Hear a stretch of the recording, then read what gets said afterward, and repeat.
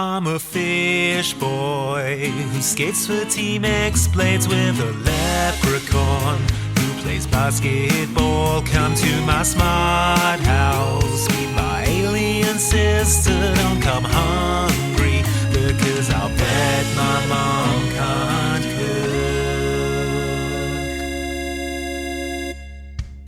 Hello everyone and welcome to Mum Can't Cook, a Decom podcast. I'm one of your hosts, Andy Farrant, and I'm sorry to say that your other host, Luke Westaway, was unfortunately injured quite badly this week. He fell out of a window and landed on his bum, and he broke his bum, and he's had to go to the bum hospital. So he unfortunately will not be able to podcast today, but don't worry, I have a substitute podcaster being sent over from the Podcasting Institute. Apparently they're very highly credentialed, very well respected. So I imagine they'll arrive in a moment and bring some professionalism to this damn thing for once. Oh, here they are now, coming in the door.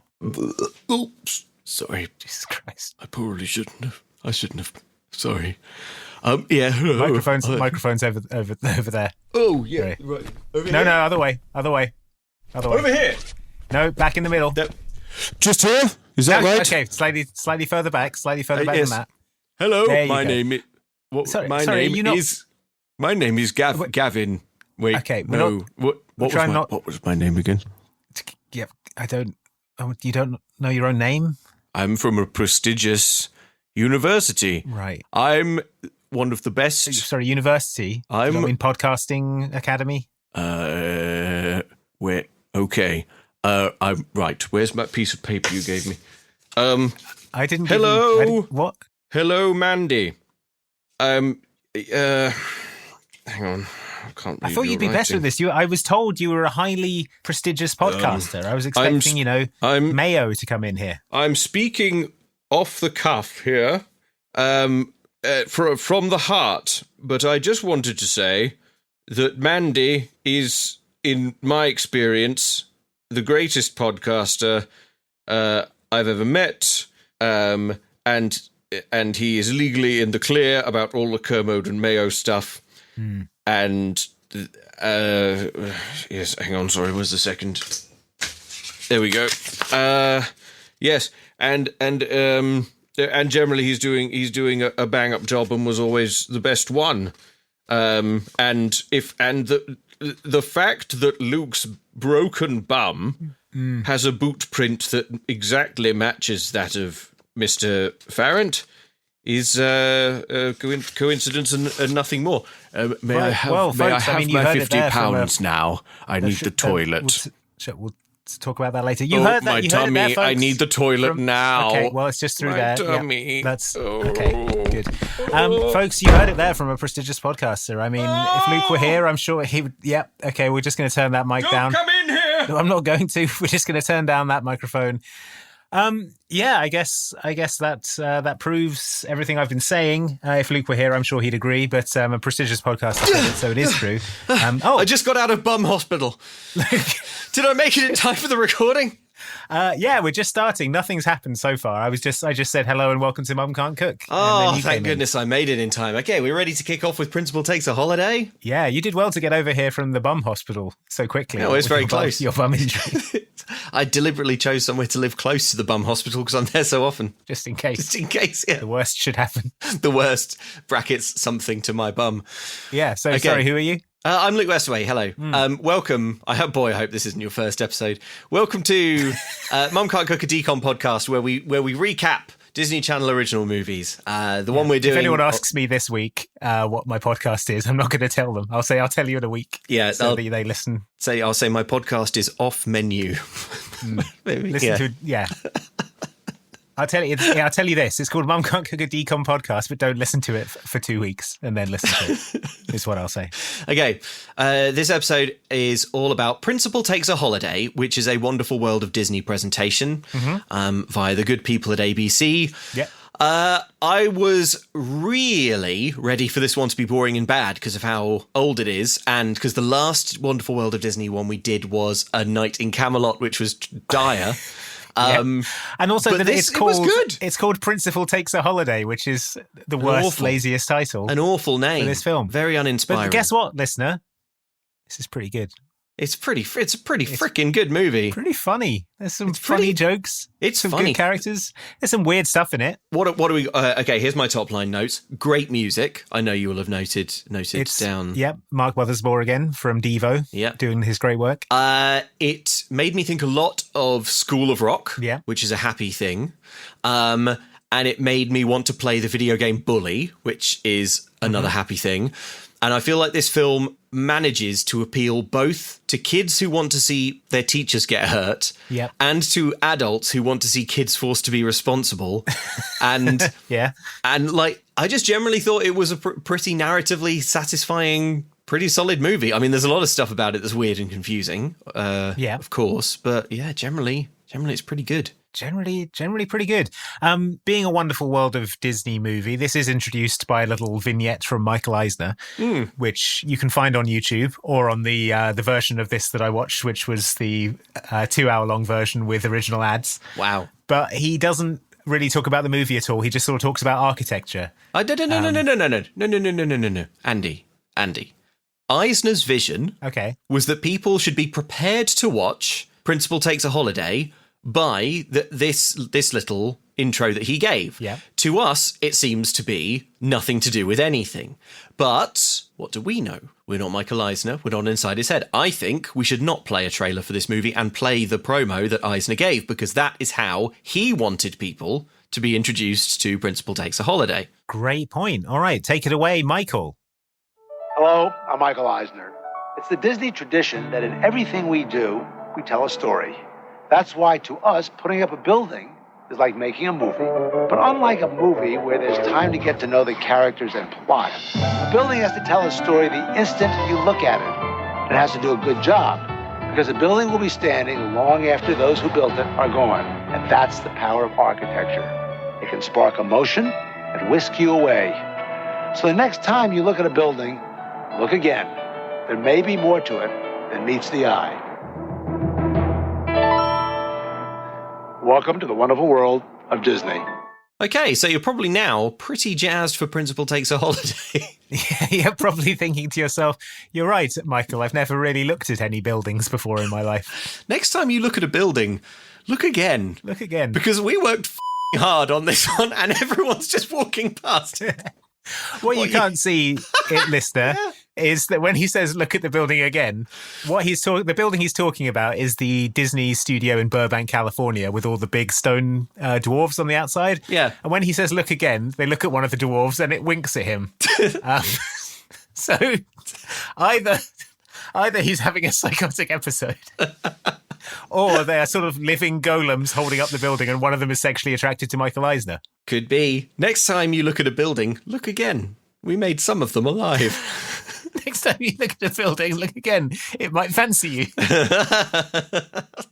Okay, well, look, the bad news is that you're not at all prepared for Principal Takes a Holiday, but that's fine. That's fine. We're going to explain it all to you. I think Principal Takes a Holiday is a pretty generous title for what happens to the principal in this movie. Yes, because he doesn't take a holiday. Principal is trapped in a sort of Kafkaesque medical nightmare. Yeah, basically. Yeah.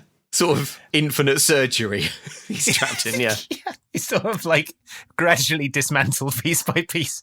They make clear that they're not going to stop until all his skin is gone. They're going to take his skin off bit by bit. It's like something out of a Terrifier film. It's awful. Yeah. So. The opening 7 minutes of this movie are staggeringly efficient storytelling. Mm-hmm. So, yeah, before long, you'll have everything you need. So we open on a bed. It's covered in blueprints and tools, and spy music is playing. It appears to be prank planning. They're blueprints of a school. Times are circled. His phone goes and a voicemail kind of clicks for this boy who's poring over these blueprints.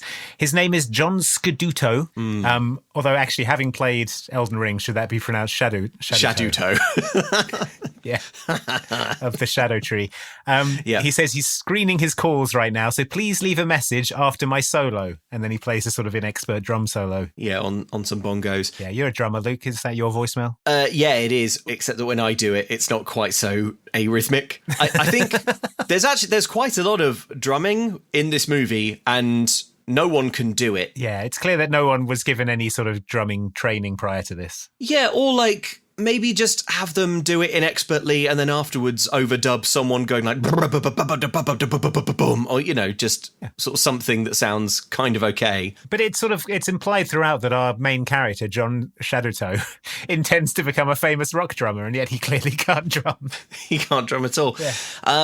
Do you know what the drumming sounds like? So if you are a drummer, you will be very familiar with the particular sound that happens when someone sees your drum kit and insists that they're going to play on it, even though they can't and might damage it or snap your sticks or something. Yeah. And then they do that like as loud as they can, sort of, just denting all the batter heads. That's all the drumming in this movie. Yeah. Yeah.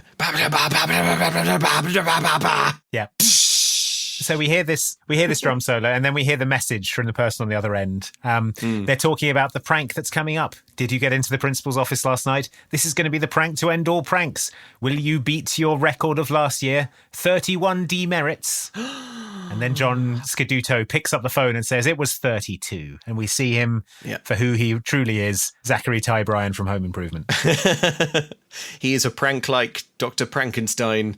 He is the most prank-like boy. The most prank-like boy. And we get a quick-fire montage flashback to the prank that he spent last night putting together. We're not shown too much at this point. It looks like what's happened is that when the principal goes into his office, he's going to be crushed by a heavy tin of meat or a guillotine. Some sort of metal cylinder is going to fall on his head. Yeah, and cracking kill him. open his skull and killing him. Yeah. Yeah, he finishes this recap by hammering arrhythmically on a set of bongos with drumsticks. Then his dad calls down to him and says it's time for school. And we see John hop onto his skateboard and ollie slowly out of his bedroom into the hallway. Yep. He then ollies slowly over some luggage. Yeah. He skates slowly past Mum in the kitchen and over to the breakfast table while the music plays appropriately prankful music for this original prankster. Very prank-like music plays. Yeah. He ignores his mum's breakfast and he eats a candy bar. She scolds him, but he says it gives him the quick energy he needs to slowly ollie over things in his daily life. And do pranks. Dad is outraged. He folds down his newspaper and says, listen, son, it's time to talk about college. John says that he's too much of a rebel to do college and puts his socked feet up on the table. And then with perfect comic timing, Mum comes in with a pile of his clean laundry and tells him that she's washed all of this rebel's clothes for him. Yeah, Dad tells him he has it too easy. Everyone around him helps him. His mum does his laundry. He helps him with his homework. It's made him irresponsible. We've spent a lot of money to send you to that snooty academy, he says. And how do you repay us? With 31 demerits. Unbelievable. So they're cracking down because this is the first day of senior year, so there's going to be some new rules. Rule number 1, no using the car while they're away because they're going away for a fortnight. We're not going to see them again in the movie. Yeah. They're going away at a convention or something. I don't know. And abandoning their 17-year-old son at home on his own for 2 weeks. Yeah, seems unwise. Yeah. I don't know if that's legal. Doesn't sound like it should be. Sounds super legal. I think if you said to most people, should it be legal? Yeah. Most people would be like, I don't think so. I don't But for all I know, maybe it is. Well, I don't. But then you would say also bear in mind that the boy in question is the most prank-like boy. That's true. Well, I mean, they're not worried about home invasion because he would Kevin McAllister it. Well, I mean, Kevin McAllister wasn't even the most prank-like boy, and he could pull out some pretty lethal pranks. Imagine what John Scaduto. He's just installed a guillotine in his principal's office overnight. Yeah, whereas you had like little blowtorches in Home Alone. Yeah. He's got a full-on crotch height flamethrower just to obliterate your zone the second you walk in. Imagine Joe Pesci going to open the door, and when he opens it, an anti-aircraft tank cannon sort of blows a sort of paddling pool-sized hole in his middle. When he opens the door, big hooks swing down and stick in his back and pull all his back skin off in a big sheet. And then he goes, woo! He staggers backwards into a big pile of salt. Oh, that's not going to be good on his flayed back. Well, that's why you don't home invade the most prank-like boy. Yeah, exactly. There's another condition. John's told that if he gets even 1 demerit before they get back, they are returning something called his promise check. And we see a check for $10,000. It's money from Grandma, who has died, I guess. I don't think she has. It's a graduation gift from Grandma. Oh, right. Is it? Okay. It says graduation gift in the memo line. Right. Okay. And they're like, we're going to tear this up. And he does a spit take. And he says, but the money's mine. Grandma said I can use it for whatever I want. And then his parents are like, well, don't get a demerit then. And see you in 2 weeks, they say, and they drive away in their cab. Now, this would all be fine. This would all be fine for little John, except remember that he's already set a plan in motion to behead the principal, which may earn him one or more demerits. Yeah, he's already set in motion an anti-aircraft gun that will blow a paddle in his principal. So we do see the actual prank. It's a 1-gallon tin of red dye poised above the principal's office door. John then cycles frantically to school. He's putting on his uniform as he goes. We see the principal park up at school. This is Principal Hockenberry. He is a stern and cruel principal. From the moment he steps out of his car, he's bollocking kids. Yeah. John is going to school so urgently that he ramps his bike into some sort of sewage pipe and then kind of ramps it out in a Principal cool way. Hockenberry is played by Kurt Fuller, who you'll recognise from tons of stuff, but he was in Ghostbusters 2, he was in Wayne's World, the Hulk Hogan movie, No Holds Barred, tons of A stuff. safe pair of hands character actor. Yeah. We see, as John continues his run to school, a hitchhiking drifter get turfed out of a truck because his dog is annoying. He's in a meat packing van that he's been hitchhiking and he gets turfed out and he yells at the driver that animals have feelings too. So I think he probably got an argument about meat. Got into an argument about the ethics of eating meat. Yeah, Fair yeah. enough. He's got long, straggly hair and dirty clothes, and he's Kevin Nealon, who I don't really feel like I know from very much, but Andy sent me an amazing video of him, like, just sort of bullying Conan O'Brien for 17 I only really minutes. know him from his appearances on Conan O'Brien's podcast, where he just derails every conversation and bullies Conan O'Brien. But he was a cast member on Saturday Night Live Okay, cool. for like 10 years, from the mid-80s to the mid-90s. There you go. He did like Weekend Update there and stuff. Right. Well, he's funny. So, he's very funny. So, the principal storms through the halls. It is precisely 8 a.m. as he enters his office. He accepts a sheaf of documents from a cowering secretary. He gets on the tannoy and addresses the kids. He says, "Your parents sent you to Patton." This is Patton Academy, it's called. Yeah. "Because they are tired of the loose freedoms of public school." Yeah. So, yeah, he's a hard bastard. Yeah. He's graffitiing John Scaduto's picture in the yearbook as he says this. Yes. Because he hates John Scaduto. And he talks of a teacher that he had when he was younger, who used to beat him harshly, he says. And then he reveals that it was his mother. So good. So that's good. We then meet 3 new characters in montage. They are Vice Principal Ralph Calder, who we see kind of in the halls nervously writing up a student. Sort of snivelling yes man. Yeah. We see Celia Shine, a young woman played by Jessica Steen. She is the scientist from Smart House. She's the inventor of the Smart House from Smart House. Yeah, in this one, she's a brand new teacher and it's her first day at the school. And we also meet Peter Heath, a new student who is trying to find out where he should go, but no other students will talk to him. The principle we learn is all about discipline and cruel, swift, harsh justice. Mm-hmm. So John tears through the school towards the office. He's trying to stop this prank that's already in motion. Yes. Hockenberry has finished his speech a minute early, so his timings are all off. Oh no, he goes to the principal's office door. We see that the bucket containing the red dye is on a sort of tilting, cogged platform above the door. It's a considerable feat of engineering. Yes. If you listen to our bonus podcast, it reminds me a lot of the sort of bracket situation they had to dump a bucket of water on someone in the photo studio episode of So Weird. That's right. Although, I mean, we know that John had what time does school get out? Like 4 p.m? So he had from 4 p.m. until like 7 a.m. probably. Yeah. So he had like a good amount of time to install this. But yeah, the engineering is seriously impressive. But then, that makes sense because we saw all those blueprints and tools on his bed. Yeah, but the problem is when you're thinking of like easily readable pranks that you can do on someone, like the bucket over a door prank, everyone knows what that is.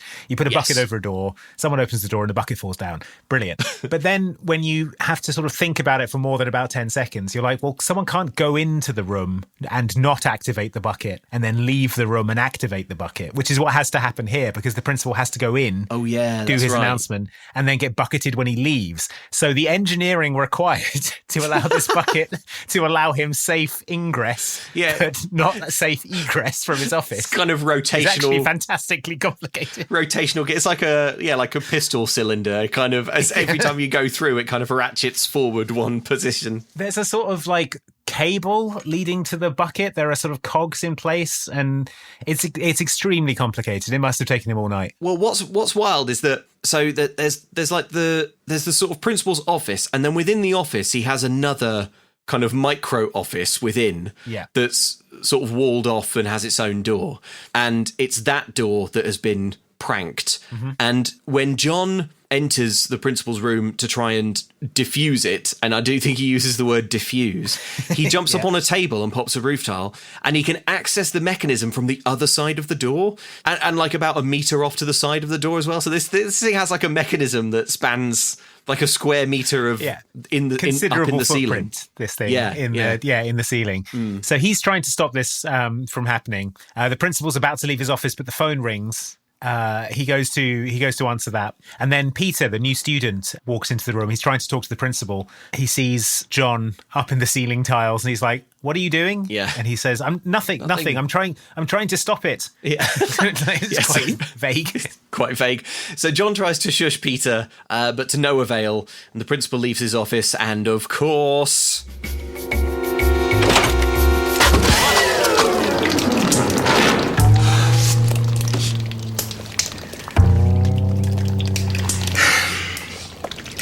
Miss Assel, hold my calls. 5 minutes into the first day, and I lose $10,000. You know, it's your fault. Mine? Yeah, yours. I couldn't just stand there. My first day at a new school, they think that I was a part of it. Scaduto. What a surprise. What is this red stuff, and why can't Mr. Hockenberry get it off? Go ahead. Tell the vice principal. No, Red dye? I told him it takes weeks to get off. He did the same thing at his old school. That is why they kicked him out, Calder. 6 months detention for both of you. Demerits in your permanent record. I thought it was a pretty harsh move of John to drop Peter in it. For like no advantage. No real gain. I guess all that happens is they both get brutally punished. So pretty bad. And then Peter has the temerity to complain about it. Oh yeah. And then John's like, "Well, at least you didn't lose $10,000." It's like, oh yeah, but I also didn't do anything. I also didn't try to kill the principal. Saying, yes, it's bad that you lost $10,000, but also as a result of your actions, I've got 6 months of detention. I didn't do anything. And he's like, but at least you didn't lose $10,000. I didn't do any actions, though. So John tells him to stop whining, and instead they're going to figure out a way to get the transcripts. Now, this is important to Peter because he's just come to this school. He has a clean record, and he's counting on a letter of recommendation from the principal to fulfill his dream of getting into Stanford. So Peter is a good student and working very hard and is on course for a scholarship until he ran into John, who's managed to bring him into a murder into a murder plot against the principal in the first 10 seconds of being at school. The VP, the vice principal, he calls them in and he says, "What is this red stuff and why can't the principal get it off?" Oh yeah. And then John says to Peter, "Go on, Peter, tell him." Which is good. It's red dye. I told Peter not to do it. It takes weeks. It takes weeks to get off. Apparently, he did it at his old school. It's his MO. It's his MO. Peter is sort of just open-mouthed, astonished. Yeah, those are just the crimes we know about. Who knows what else he could be guilty of? The worst crimes imaginable. Want my advice, VP? You'll offer him a deal. And do you hear that, Peter? We're prepared to offer you a deal if you'll tell us where the bodies are. You take full responsibility for this prank, they'll go easy on you. Families need closure. I kind of hate John Scaduto. He sucks. Yeah, he does suck. But he's going to have an arc, so don't worry. Now, John and Peter need to hack into the principal's computer to access the transcripts so that they can erase the evidence of their wrongdoing. Another student called Sugarman says the only way to do that before parents see it is to get into the principal's computer. But they're going to need a laptop to do hacking. Peter has a laptop, but he's not going to help. Yeah. They're in science class. Their teacher is Bill Nye the Science Guy. Yeah, which is wild. But he's being sort of comically boring at this point in the film. Yeah, he's not really edutaining at all. Yeah. He mutters, these kids, it's their music is what it is. Now we cut to history class with brand new teacher, Miss Shine, who we met in montage earlier. The kids are talking. Peter asks, why is it so uncool to follow the rules? And John Scaduto informs him that all of his fellow students are sheep. Rules have turned them all into sheep. Yeah. Good point. Yeah, good point. Now we're in biology class. We're kind of cutting quickly, montaging through the school day.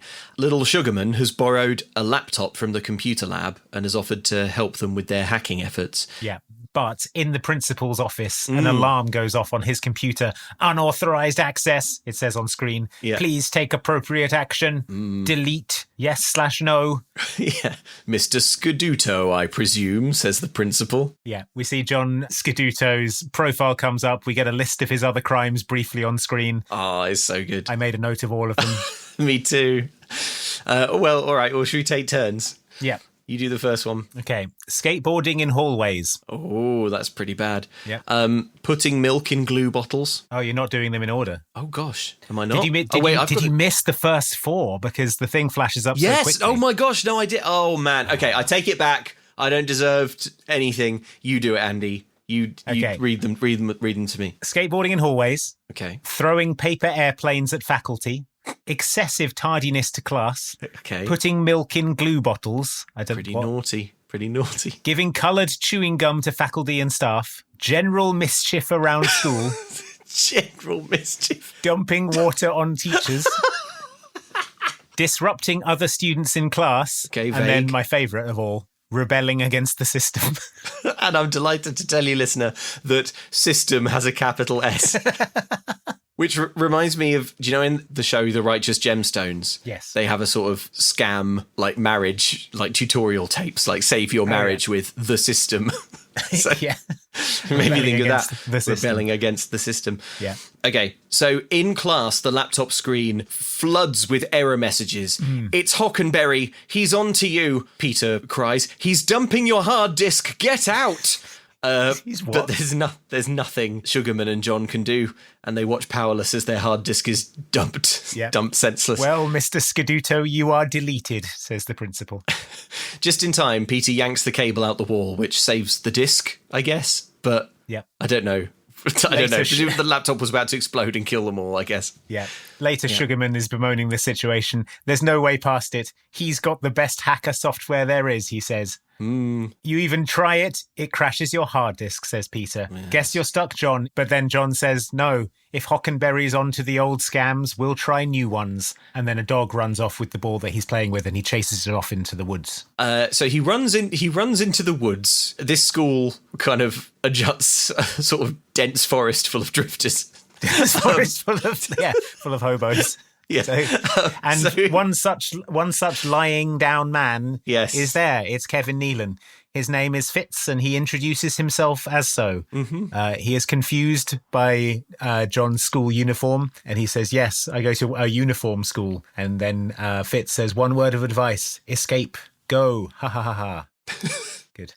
So we cut to Principal Hockenberry watching children through binoculars from his office. He sees 2 children walking hand in hand and announces it 5 demerits, so 5 times worse than assaulting him. Oh, yeah. He sees John Scaduto emerge from the forest with a baseball bat. He turns back to the computer. He has entered the memo that he recommends John Scaduto be expelled. And just as has he though? Because I mean, his computer bleeps and then he says, I got you now, Scaduto. And then on screen, the words, I recommend that John Scaduto be expelled, type themselves out on the screen. They do. He's not like touching the keyboard. Yes. Well, maybe he's got one of those like mind keyboards.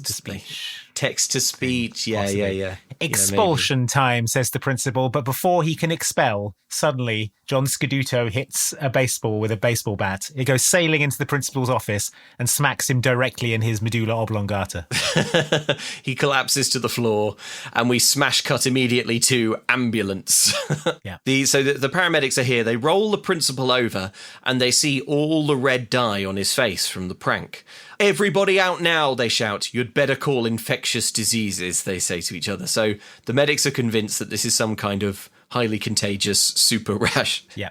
Yeah, these professional paramedics can't tell what red dye looks like. Yeah. We cut to the vice principal bollocking Peter and John. They get another 4 months detention for killing the principal, so 2/3 as bad as putting paint on him.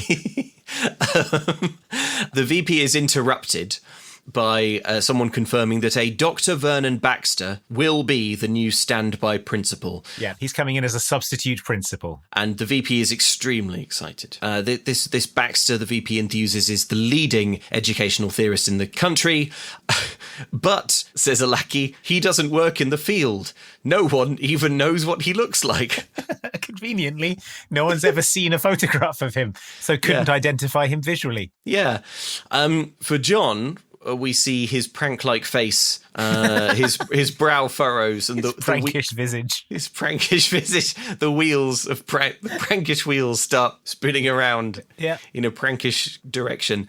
Then, as the VP isn't looking, he spies a fax come through to the office machine. The fax says that actually, this esteemed Vernon Baxter will be at a conference and unable to sub in as principal. Yeah, he's going to be in Zurich. Yeah, the prestigious guy actually can't do it, but none of the faculty here are aware of that yet. Thinking fast, John looks at a painting of George Washington. Which it's got the words, you can do anything if you put your mind to it, which I don't think is a George Washington quote. That didn't even, oh my God.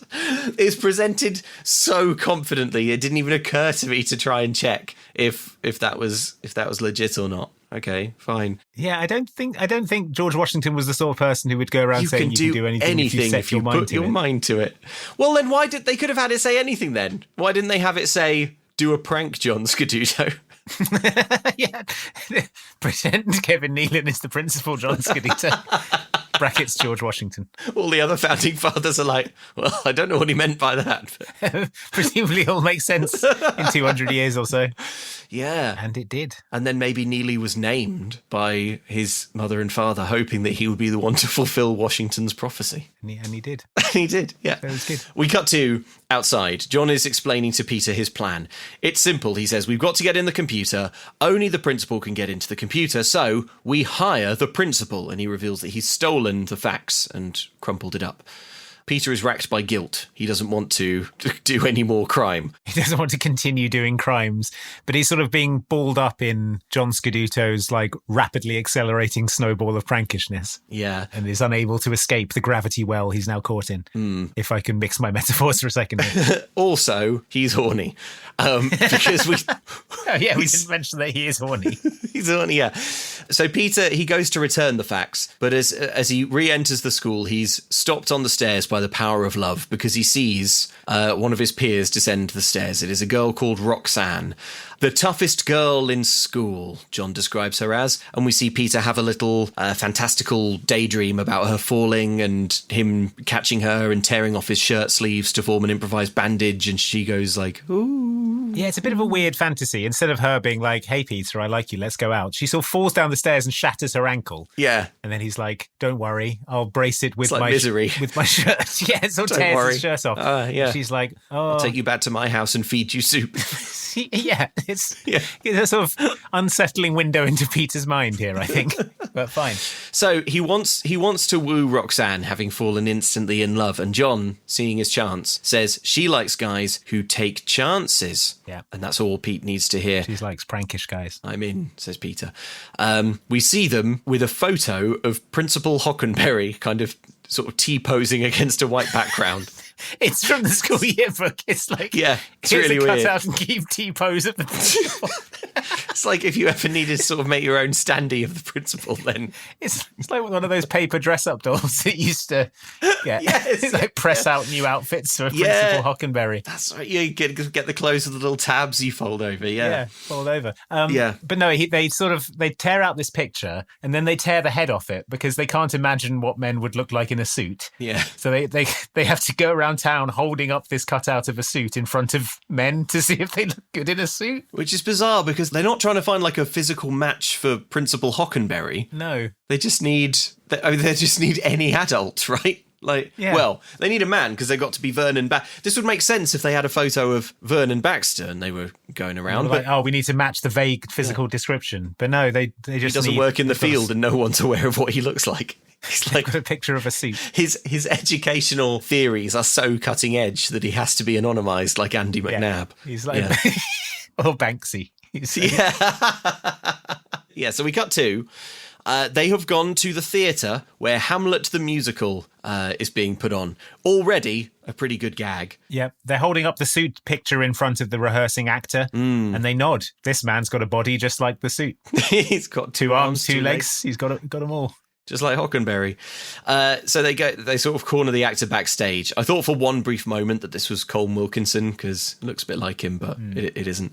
He has too many demands, though. He says that if he demands takes to be paid and treated fairly. Yeah, he says he wants a trailer, costume, makeup, etc., 15-minute breaks, and a 200 usable square foot $200 trailer. a day. Yeah. Which, of course, is not something that the boys are in a position to offer. Yeah. So we smash cut straight to them holding the headless photo up to the sleeping drifter that John saw earlier. That's our principal, he says. We briefly cut to the infectious disease unit. Principal Hockenberry is in an isolation chamber ranting about Scaduto. Yeah. He's obviously delirious, says an orderly. We'd better double the skin peels. It's good. He's going to get doubled his skin peel Double off. skin peel. So when you peel it, let it grow back and peel it again. And peel it again, yeah. Oh my gosh. Okay, back to the boys. They're trying to convince Fitz the Drifter to pretend to be their principal. Now, at first, he's not keen. Being a sort of hard-ass principal doesn't really fit with his life on the road, free love mentality. He's trying to hitchhike to Alaska with his dog. Yeah. And he doesn't want to be principal of a uniform school. Exactly. But then he realises that he could mess with the system. And then, to sweeten the deal, he sees that John is holding some drumsticks. What do I get? $50 plus room and board at my parents' elegant home. Those Zildjian 2Bs? Very good. Same kind Joey Kramer uses. You like Aerosmith? I am Aerosmith.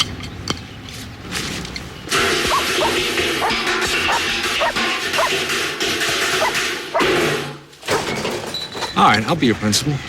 Yes! For these. What? You want me? I get the sticks. Otherwise, I'm gone. Think about it. John, give him the sticks, man. Hey, you going north? Here, buddy, hop in. Appreciate it. John, give him the sticks. You got to hear a bit more of the sort of caliber of drum playing in this film there. For the record, when he says, I am Aerosmith, and spins around and goes like, blah, blah, blah, blah, blah, blah, blah, blah, blah, on the barrel, it's very funny. I don't know, you seen Aerosmith lately?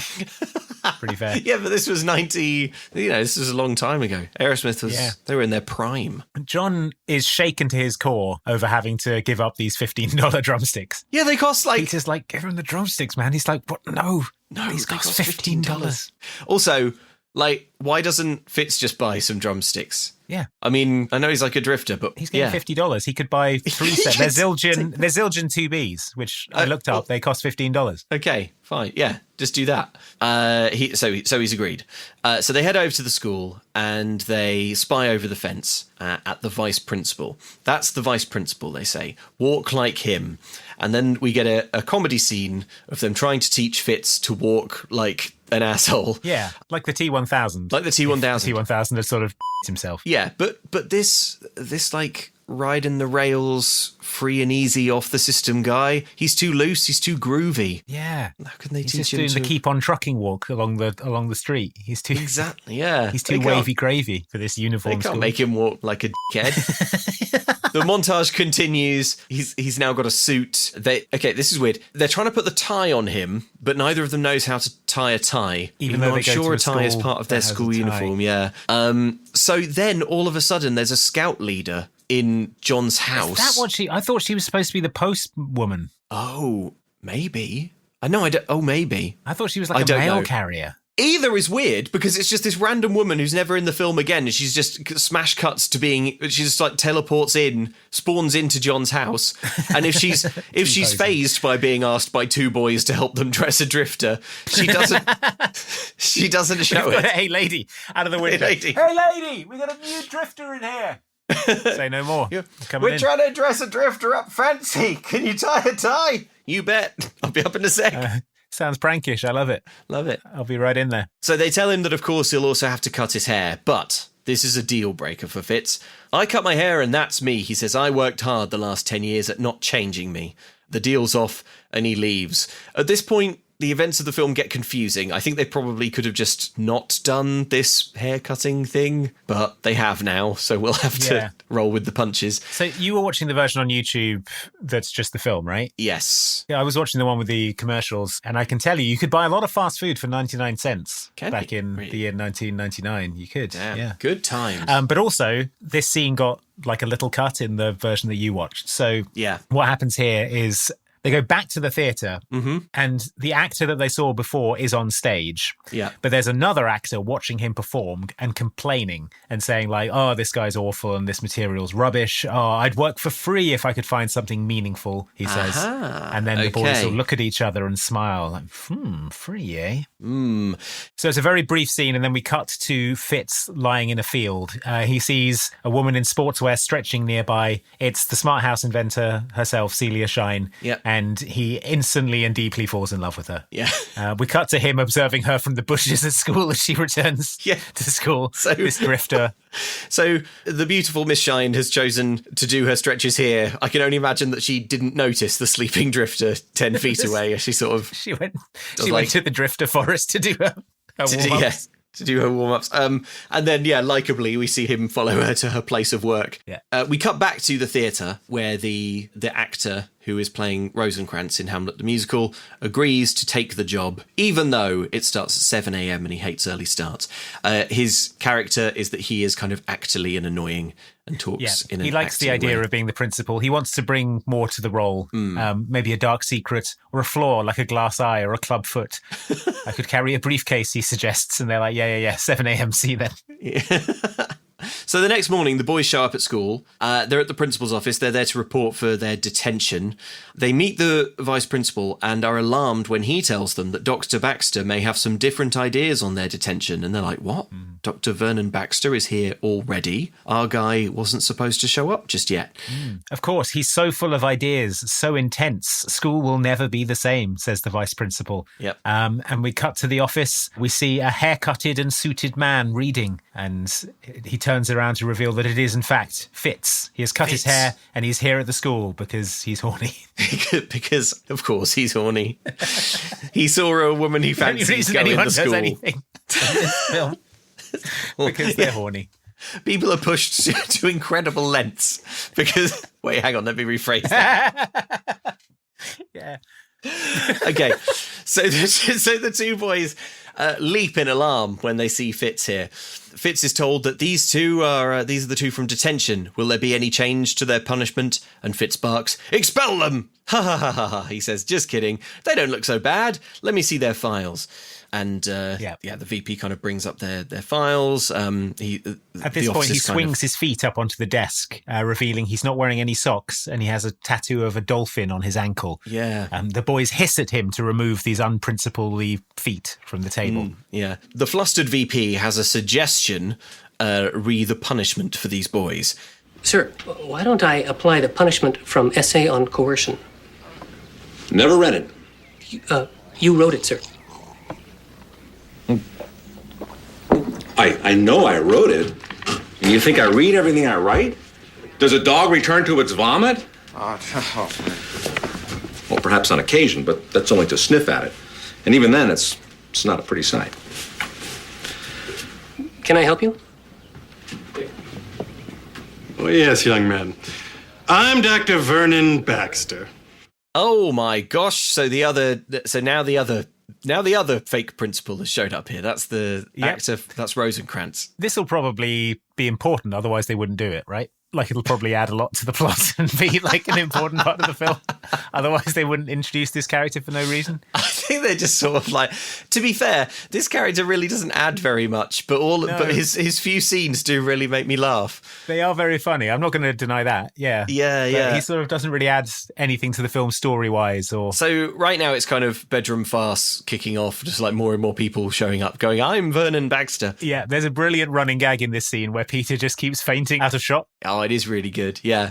So this is the first time he does it. When this guy walks in, Peter just sort of faints and just like a felled tree just falls sideways out of frame. Yeah, he falls to the left. The VP is baffled. He's like, You're who? The actor playing Vernon, of course, makes desperate eye contact with the boys, hoping that they'll introduce him. Yeah. But they don't, of course, because they've already got a Vernon Baxter now. The vice principal points at Fitz and says, he's Baxter. He's Vernon Baxter, yeah. And then the actor turns to John and goes, line. And then Peter faints again the other way. This film is good.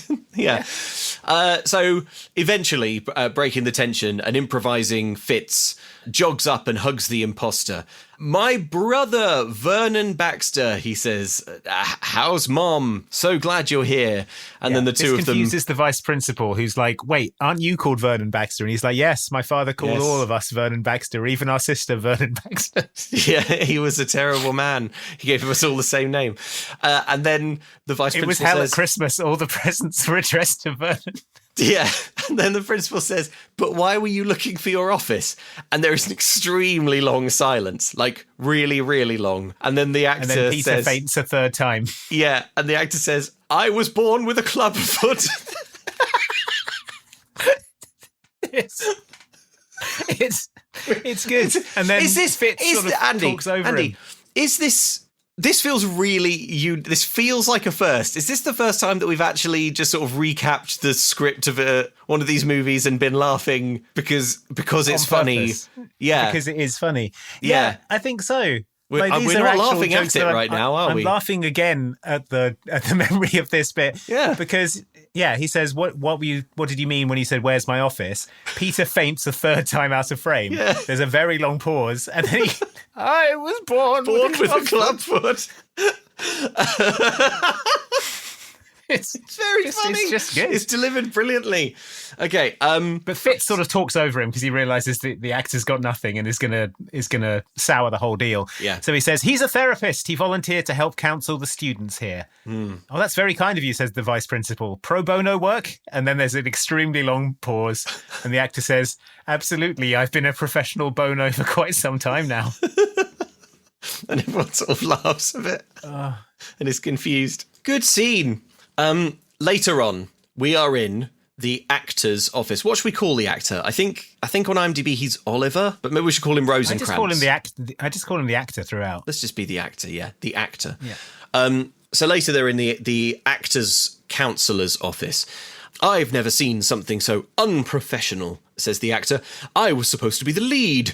Pacino never played student counsellor. The principal is the lead, he says. He's livid to have lost the role of principal. The vice principal comes on over the school tannoy. He says, this is our new visiting principal, Vernon Baxter. And then Fitz gets on the tannoy and he says, attention shoppers, we have a sale on canned peaches. Whoa, I'm crazy. Yeah, he's sort of doing I'm your new principal, Vernon. You know what? I never liked that name. If you see me in the hallways, just call me Dr. V. Hearing this, the actor is gesturing in rage to the two boys, like, I got bumped off the lead for this. For this guy. So that's that. Later in the bathroom, the school bathroom, the two boys catch up with Fitz, who is having a chill time and enjoying it. Let's just get in the computer and get this over with, John insists.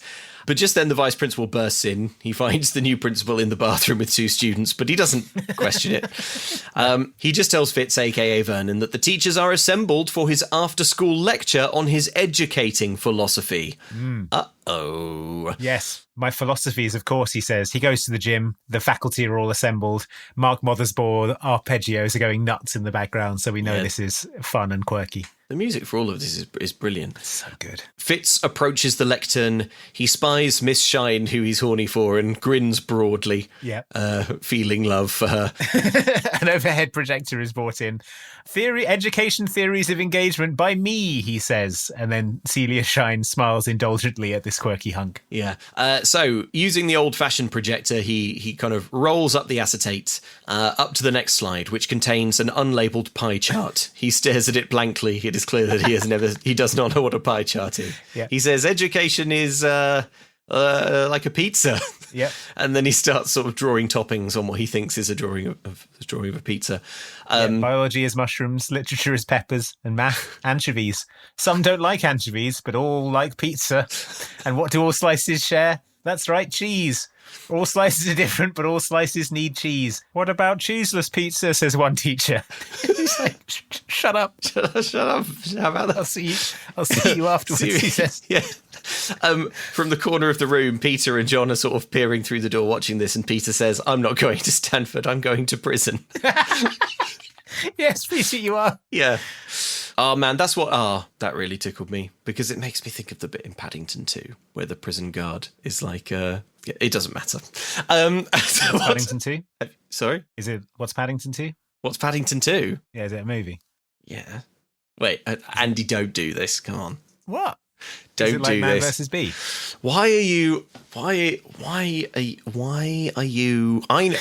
You've mentioned Paddington 2 loads of times on this podcast. I don't think so. You're not fooling anyone. You're not trying to upset me. You're trying to upset the dozens of people who emailed us to say that they love Mouse Hunt. Aren't you? So what's it about? Why do you hate the listeners who have seen Mouse Hunt so much? We're not talking about Mouse Hunt. Is it a sequel to Mouse Hunt? Andy, is Paddington 2 the sequel to Mouse Hunt? It's all been about Mouse Hunt. I realise now that everything... It all comes back. Our entire personal and professional relationship has always been about Mouse Hunt. About Mouse Hunt. In a very real way, it's always been about The more you Mouse talk about Mouse Hunt, the more inevitable it is that we'll have to do an episode on Mouse Hunt. Yes. We should... Yes. Yes. We should do an episode on Mouse Hunt. It'll have to be a very special episode. Okay, I'm looking up what this Paddington 2 is. Oh, Paddington 2. It's like a cat in a coat. A hat. It's like a cat who eats jam or something. This cat really likes his jam. He's eaten so much jam, he's gone to prison. Yeah, he goes to jail for murder. Oh, good. Oh, man. Anyway, continue. Some sort of cat in a hat. The cat in a hat is its own thing. Wait, so is that the same as Paddington? So wait, Mike Myers plays Paddington. Yes, he does. Right, so it's like Austin Powers. Yes, like a sort of sexual bear. Paddington is a sexual bear who was frozen in the 60s and has been thawed out in the go-go 90s. He's been thawed out in Whoville. Yeah, exactly. And he's like, yeah, baby. He's Randy. Is that what he says? Yeah. Randy for jam. He calls it Jam Randy. Call it Jamdy. I'm Paddington and I'm Jam Randy. So, having impressed all the teachers with his pizza metaphor, Fitz leaves. Celia Shine chases after him. Yeah. He tells her name sounds like a car wax. And then she says, oh, you're so much younger than I thought. I also heard that you were bald, Vernon Baxter, even though no physical description of you exists. It's just like rumours abound. The rumour is he's bald. No one knows what he looks like, but they say he's bald. Someone glimpsed a fleeting shadow of Vernon Baxter. And it was claimed he was bald. Yeah. But yeah, so she's flustered. She's quite problematically, she is a huge fan of the real Vernon Baxter, which will make it very easy for this imposter to take advantage of the situation. Yeah. I have modeled my teaching after you, always emphasizing structure over everything else. Yeah, don't forget creativity. Creativity without structure is just daydreaming. Oh, nice phrasing. Well, thank you. Yeah. You wrote it. Whoa! I knew that sounded familiar.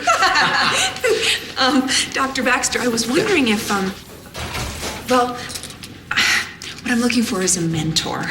I'm being reviewed for my credentials really soon. I was wondering if maybe you would help me? Let me think about that. Yeah? Yeah. So, power dynamics all over the shop there. All over, yeah. It's pretty bad. He drops his drumsticks and she sees when he bends to pick them up that he has no socks and a dolphin tattoo on his ankle. Yes, and she makes a face as if to say, I wouldn't have expected that the real Vernon Baxter would have a dolphin tattoo. Yeah. Cut to the counsellor's office, where the actor who is pretending to be the other Vernon Baxter is berating a student. This is, I think, maybe my favourite scene in the whole movie. It's not my favourite, but only because I believe there's one that really, really, really got me, and we haven't got to it yet. But this is very, very choice. So the actor is doing the Rorschach test on a kid in his new role as school counsellor. No, wrong! He shouts at her. That's 3 wrong in a row. It's Pacino and Serpico. You see the beard? All right, he says, concentrate on this one, and holds up a picture of two bears high-fiving. And then he goes, come on, you can get this one. Attica. It's obviously from Dog Day Afternoon. It's very good. Very funny. Yeah, just fundamentally the gag of being like wrong to someone when they do a Rorschach test. Yeah, that's three wrong in a row, you idiot. It's really funny. So yeah, basically this is just a quick scene to check in and let us, the audience, know that the actor pretending to be Vernon Baxter is collapsing the fragile mind of a child in need of counselling. But also, who is this scene for, right? Because it's the wonderful world of Disney. Yep. You know, kids are sat down there on a Sunday evening at 7 p.m. They've got their sunny delight. Yep. And they're wanting to see some antics. And then this guy's making jokes about Serpico. Serpico. Do you know what? You've crystallised for me there a thing about the wonderful world of Disney movies that we've seen so far. Yeah. They are definitely, I mean, they are kids' movies, but they are all definitely sort of shot through with a few, like, for the parents sort of gags and references. Whereas a DCOM is kind of interesting and pure. Like, you never get the impression when you're watching a DCOM that Disney thinks the parents are going to see it. Yes, a good point. Whereas you watch, like, for example, the Tower of Terror movie. Yeah. And you've got Buzzy talking about using mayonnaise for sex. Yes, you do. Like, well, yeah, see, now, parents watching that will go, yes, like how I will mayonnaise on my genitals when it's sex time. Yeah, or like how Paddington gets horny for jam. Yeah, Jam Randy, he calls it. Yeah, baby. Bear baby, more like. Well, depends how you do it. But yeah, I think it's an important distinction between the two content strands of the Disney Channel at this time. Definitely. Okay, so back in the principal's office, Fitz is with the boys. He's on the computer. He's trying to access the real Principal Hockenberry's files, but he can't get past the password screen. The VP swings by to tell him that Hockenberry put in just a few extra security measures shortly before his accident. Fitz wants them removed, but how long will that take? A week, he is told. So, looks like they're going to have to keep this lie going for a whole week. That's right. But John is upbeat about this. He says, we can fool them for a few more days and nobody's on to us yet, right? And then we cut to Celia Shine looking at one of Baxter's books. In the About the Author section, it says that he lives in LA and is a Cornell graduate. She tries to call Mr. Hockenberry at the Infectious Disease Center, but he is being beaten by orderlies. They're just beating his ass. Yeah, his face is being like slammed against a little glass window, and it's sort of like, you know, in Independence Day, the bit where they go to Area 51 and an alien gets a scientist and sort of like slams it up against the glass. Yeah, that's basically. Yeah, that's what's happening to. What's happening. Yeah, so they're sort of performing unnecessary surgery on Hockenberry, peeling his skin off again. A cheery doctor tells Miss Shine that he's been medicated, so he can't answer her questions. Yeah, she says, "Can you just ask him if he's ever seen Dr. Baxter in person?" But then he's too savagely beaten to respond, and the phone hangs up. So instead, she calls the real Vernon Baxter's office, which I would have done first, but whatever. She gets voicemail. She says on the answer machine, "Hi, I met you after your lecture today, or did I? Do you have a dolphin tattoo? If not, please call me," which is obviously a weird voicemail for the real Vernon Baxter to receive, but she's feeling suspicious about this whole situation. Yeah. So the next day, Fitz is woken up by John and dragged out of bed. He's a late riser, it seems. We see the actor back again counselling kids in an unconnected scene to the rest of the movie. He's now entertaining sort of elaborate Vietnam fantasies about him hunting for what he calls Jackie in Vietnam. The kid is like, "Do you mean Charlie?" And he's like, "No, pretty sure it was Jackie." Yeah, he's sort of like kind of creeping around the room holding like a ruler or a sort of pointer or something, pretending it's a assault rifle. Nothing to do with the rest of the movie, but nothing to do with anything. You know, just it's fun. In the principal's office, John is directing Principal Fitz to crush his enemies for him. Peter is outraged at this. Yeah. "We own the principal," says John. "If your brother was a cop, wouldn't you speed?" "Of course I would," says Peter, "but I wouldn't steal." So. Yeah, he says, "Of course I would speed, but I wouldn't steal." That's his line. Suddenly, the intercom buzzes. "Miss Shine is here to see you."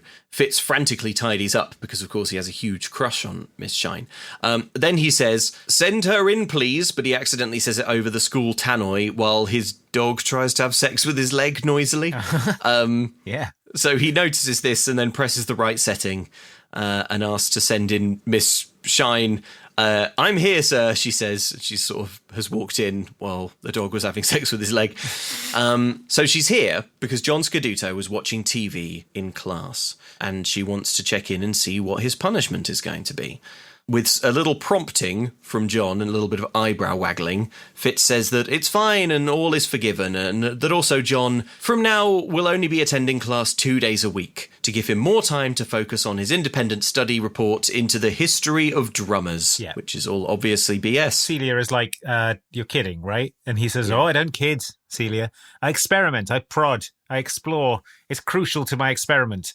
And she's like, oh, may I know what your experiment's about? And he says, well, can't tell you all my secrets, but it's about rule breaking. And she seems satisfied with this because this Vernon Baxter is an experimental educational theorist. That's right. And that sounds like the kind of BS he would get up to. However, as she leaves, she tries to Columbo him. She does that, just remind me, one more thing, about what college he went to. Remind me where college you went to. And of course Fitz doesn't know, so he's very flustered. But then the VP chimes in, Cornell, wasn't it? So Fitz is like, oh yeah, Cornell, that's it. So he just managed to get away with it again. Sneaky old Fitz. Yeah, but Peter is freaking out at this. She's onto us. He says, we have to stop this right now. But what about the fact that you're horny, says John. Yeah, and what about Roxanne? Like, damn, you're right. Indeed. So we cut to a Roxanne plan. This is my favourite bit of the film. Here's what we see. Roxanne is pulled out of class and into the principal's office. I've decided to expel you, Fitz declares loudly. As of this moment, you are no longer welcome at this school. And then there's a sort of long silence. And then he goes, no longer welcome at this school. No longer welcome at this school. It's clear that he's sort of trying to deliver a cue line. Yeah. And then late, in walks Peter. He's not wearing his glasses because just before he walked in, John grabbed them off him and shoved Peter into the office.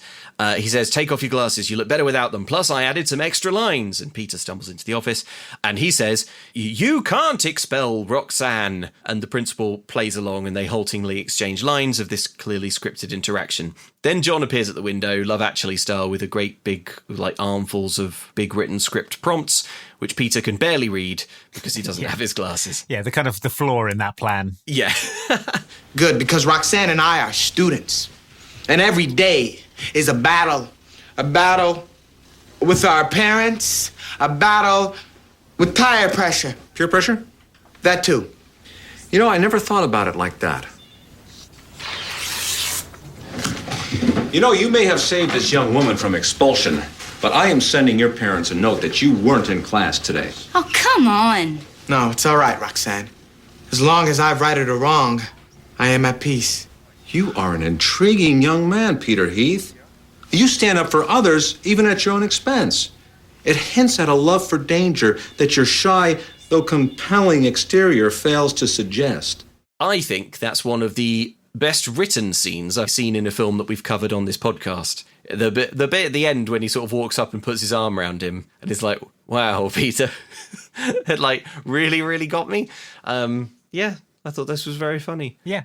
Roxanne is obviously convinced, swayed, moved. She believes that Peter to be a bad boy who goes against the principal's wishes. Yeah, and the principal obviously finds it extremely hot that he stands up for others, and it hints at a love for danger. Exactly.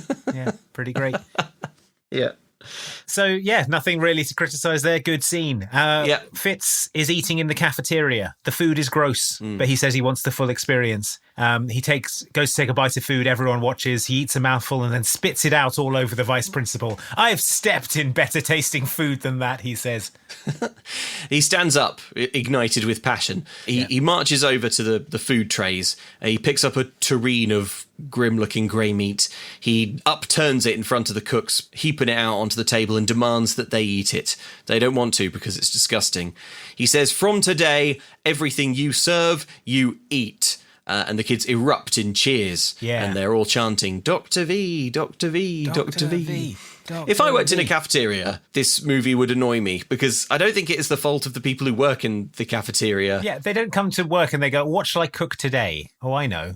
Something gross. Yeah, something gross, I think. Yeah, Let me see what, Yeah. Let me see what the provisions I've been given by the school to cook with are. Yeah, let me see what the sort of private company that has been contracted out to feed the children has sort of shipped in a joyless crate today. I think it'll probably be rehydrate and heat on in a big cauldron, essentially. But yeah, so all the kids are like, yeah, f*** you, cafeteria staff. Dr. V. I do like the line, I've stepped in better tasting food than this. Yeah, that's good. Quite good. So we cut to the library and Peter's saying that it worked. Roxanne said yes and they're going out tomorrow night. On a date. He's now all on board with this Dr. V plan. He says he's great. Maybe get him to change some of my grades, write a recommendation to Stanford. John is like, oh, but I thought you said that was stealing. If we have him, we should use him, says Peter, and then sort of like cartwheels away going, wee ha. Yeah, going, yay, I'm in love. Yeah. But this is the tipping point where now that Fitz is starting to sort of change things at the school, he's making big waves. Peter appears to have lost his moral compass.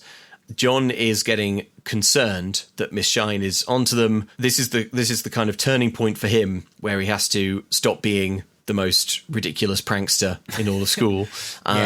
He sees Celia Shine taking out all of Dr. Baxter's books, and he's like, damn, I think she is onto us. Yeah. So he's starting to get worried that the plan will be found out.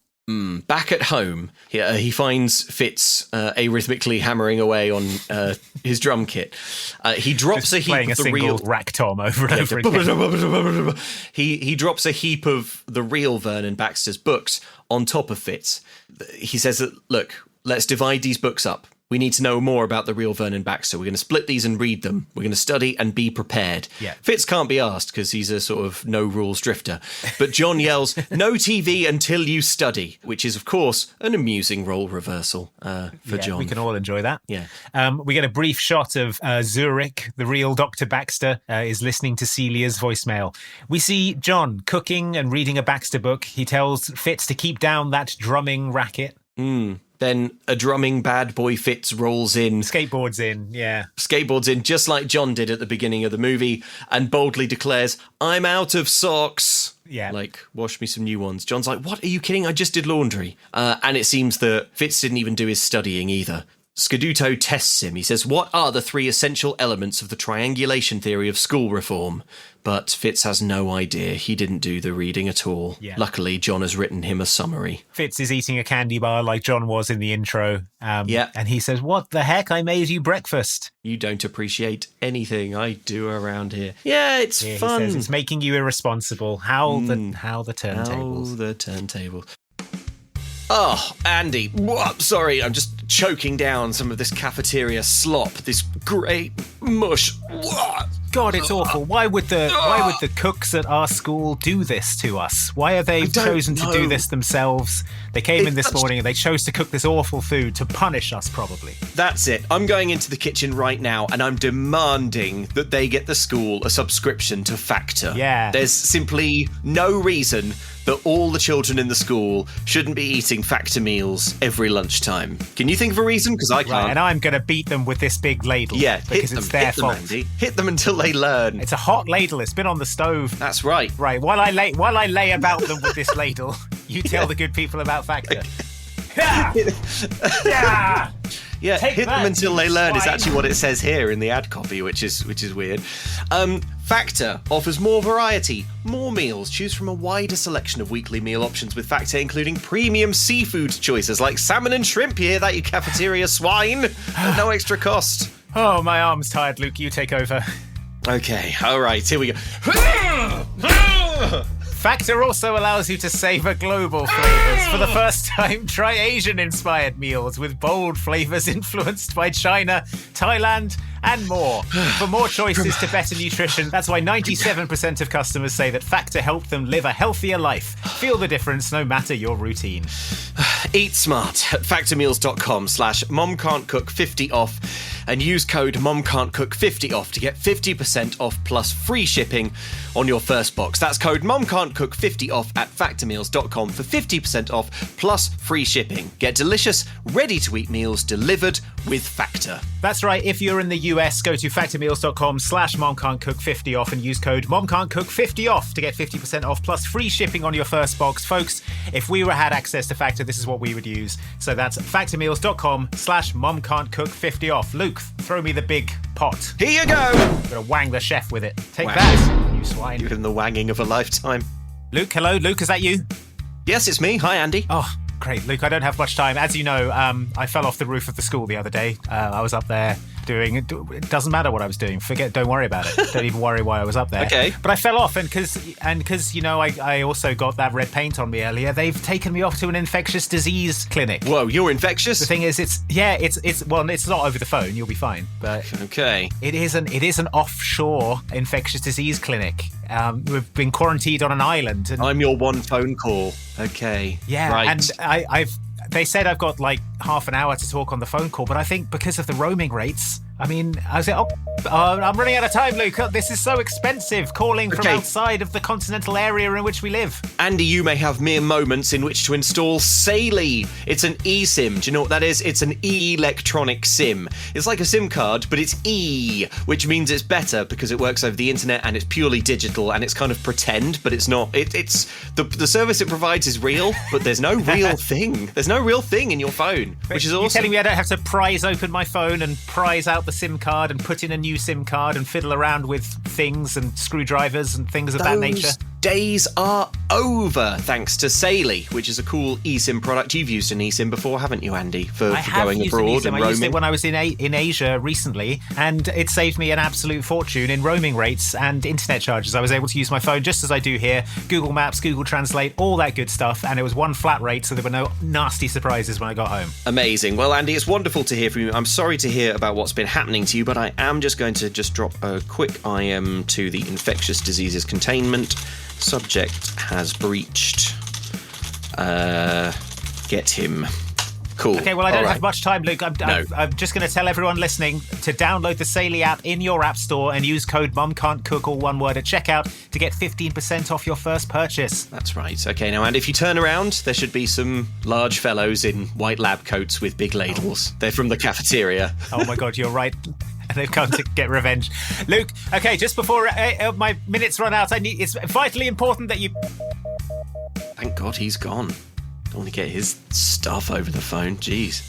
Hey, Luke, I'm back. Great news. I managed to get on NordVPN. Oh, what? And thus I was able to tell the internet here at the offshore tropical disease clinic that I'm somewhere else. And so all my internet woes are solved. So now all right, well, tell the people about NordVPN while I message them and say, yet again, containment breached, maybe consider change of security staff. Sure. Well, NordVPN is a virtual private network. What's that, you may ask? Well, it's a thing that allows your internet traffic to be routed through somewhere else for security and privacy and for geographical location. So, for example, if you want to watch sporting events or TV shows or films that aren't available in your region, you can switch your virtual location to a country which is showing the event. You can also protect your private data like bank details, passwords, and online identity. And you can save money by purchasing flights, hotels, and subscriptions from other countries at a cheaper price. Get him or it's your arse's send. That's right. Andy makes a serious point, despite the fact that he's infectious and must be contained.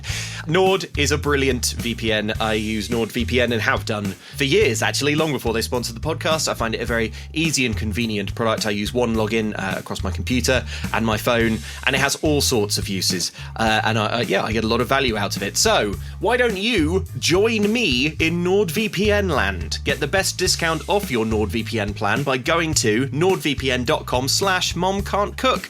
Our link will also give you 4 extra months on the 2-year plan. There's no risk with Nord's 30-day money-back guarantee. The link is in the podcast episode description box. So try NordVPN today. Premium cybersecurity for the price of a cup of coffee per month. Oh, those fellas are back with the ladles. Good. Hey, fellas, what's up? Right, hopefully he's gone properly and he's not going to come back and continue to do a podcast. My disease wounds. At school, it's a good job that Fitz had that cheat sheet because a suspicious Miss Shine ambushes him at the gate and asks him what are the 3 elements of the triangulation theory of school reform. Which Fitz is able to just about haltingly deliver. Yeah, because John is behind him mouthing the words super loudly. It's punishment, coercion, and of course, reward. And she's like, well, you answered that in a sort of halting, pausing way. It just took like 10 seconds between each one, but I'm mollified. And she leaves. Although, to be fair, Andy, you've written a lot, you've produced a lot of content. content in your time. Oh, if someone sure. came up to you and was like, hey, what are the 7 such and such things as such and such? Would you be able to reel them off? Oh, dear God, no. there you go. No, not in a million years. Yeah. Good point. So I think Good Fitz point. could legitimately be like, I don't know, I ride a lot of stuff. Yeah. I'm Vernon Baxter. Does a dog return to its own vomit? That's going to be my answer to everything now. Yeah. That is No idea. Yeah. So the real Dr. Baxter calls to school. There is some confusion over the multiple Dr. Baxters. He's like, hello, yes, Dr. Baxter. And she's like, well, Dr. Baxter isn't here right now. And he's like, oh, do you mean the other Dr. Baxter? And he's like, no, I'm Dr. Baxter. And it's a sort of Abbott and Costello routine about Dr. Baxters for a while. Goes on for ages. I was distracted because for some reason there's a hornpipe playing at the education convention. Yeah, it's in Switzerland. Yeah. They love a hornpipe. Researching the sort of efficacy of hornpipes in teaching. Children respond well to dancing a jig on the top of the mainsail. This is the thing about experimental educational theory. You've got to try things to know that they don't work. How do we know that hornpipes don't increase learning retention? Yeah, well, let's test it. Oh, no, it didn't work. These children are broken. Sailors used to be able to remember all of the star patterns and things so they could navigate. Yeah, that's true. They knew the names of all the sails and bits of the boat and stuff. Do you think that an idiot, like 17th century moron, could remember that stuff normally? They would probably hornpipe while sort of inwardly reciting depths of like coves and shoals around the coasts of their home nation, so that they could. It's a mnemonic device. Yeah, of course, ma'am. They knew what they were doing, those hornpipers. Anyway, so after this confusion, the real Dr. Vernon Baxter calls his people. He says he wants to move up his flight. He is going to head to Patton Academy after all, so that he can get to the bottom of whatever is going on here. Cut to the actor. He's telling more Vietnam stories. He's doing more stolen valor lies about Vietnam. Yeah. He says that his troops set fire to all the holes in Vietnam. To this day, there's not a single usable hole in North or South Vietnam, whichever one they were in. Okay.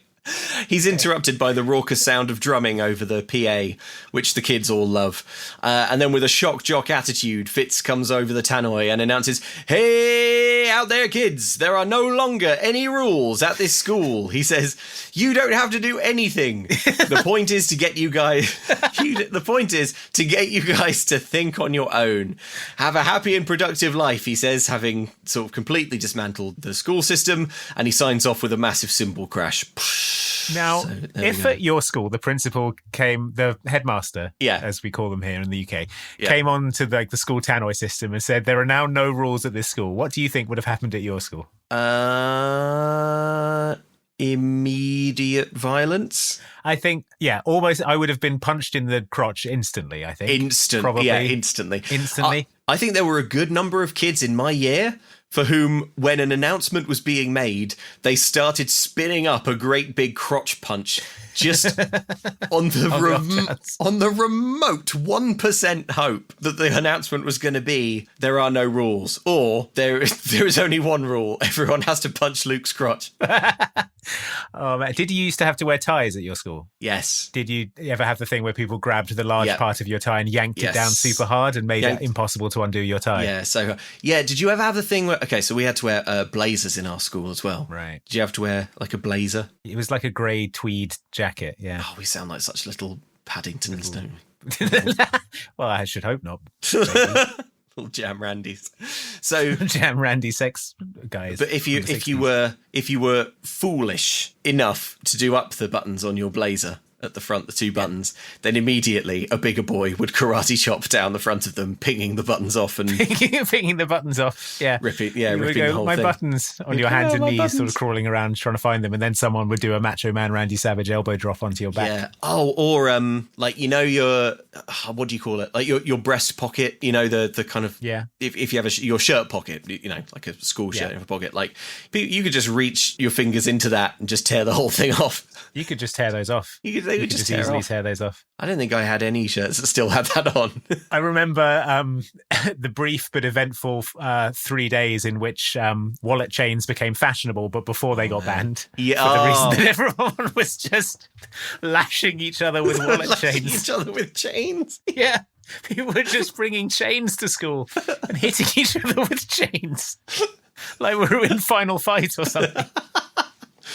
it's God, screw it out was there, folks. It's the battlefield. If the headmaster had announced there were no rules, half the school would be dead before the end of the day. Yeah. I saw someone do a legitimate tornado DDT onto a concrete floor once. Oh my gosh. Oh man, this one kid just came up to me and just like picked me. I don't know what the wrestling move is called, but he picked me up bodily and sort of threw me over his. He threw me behind him. Whoa! And I landed.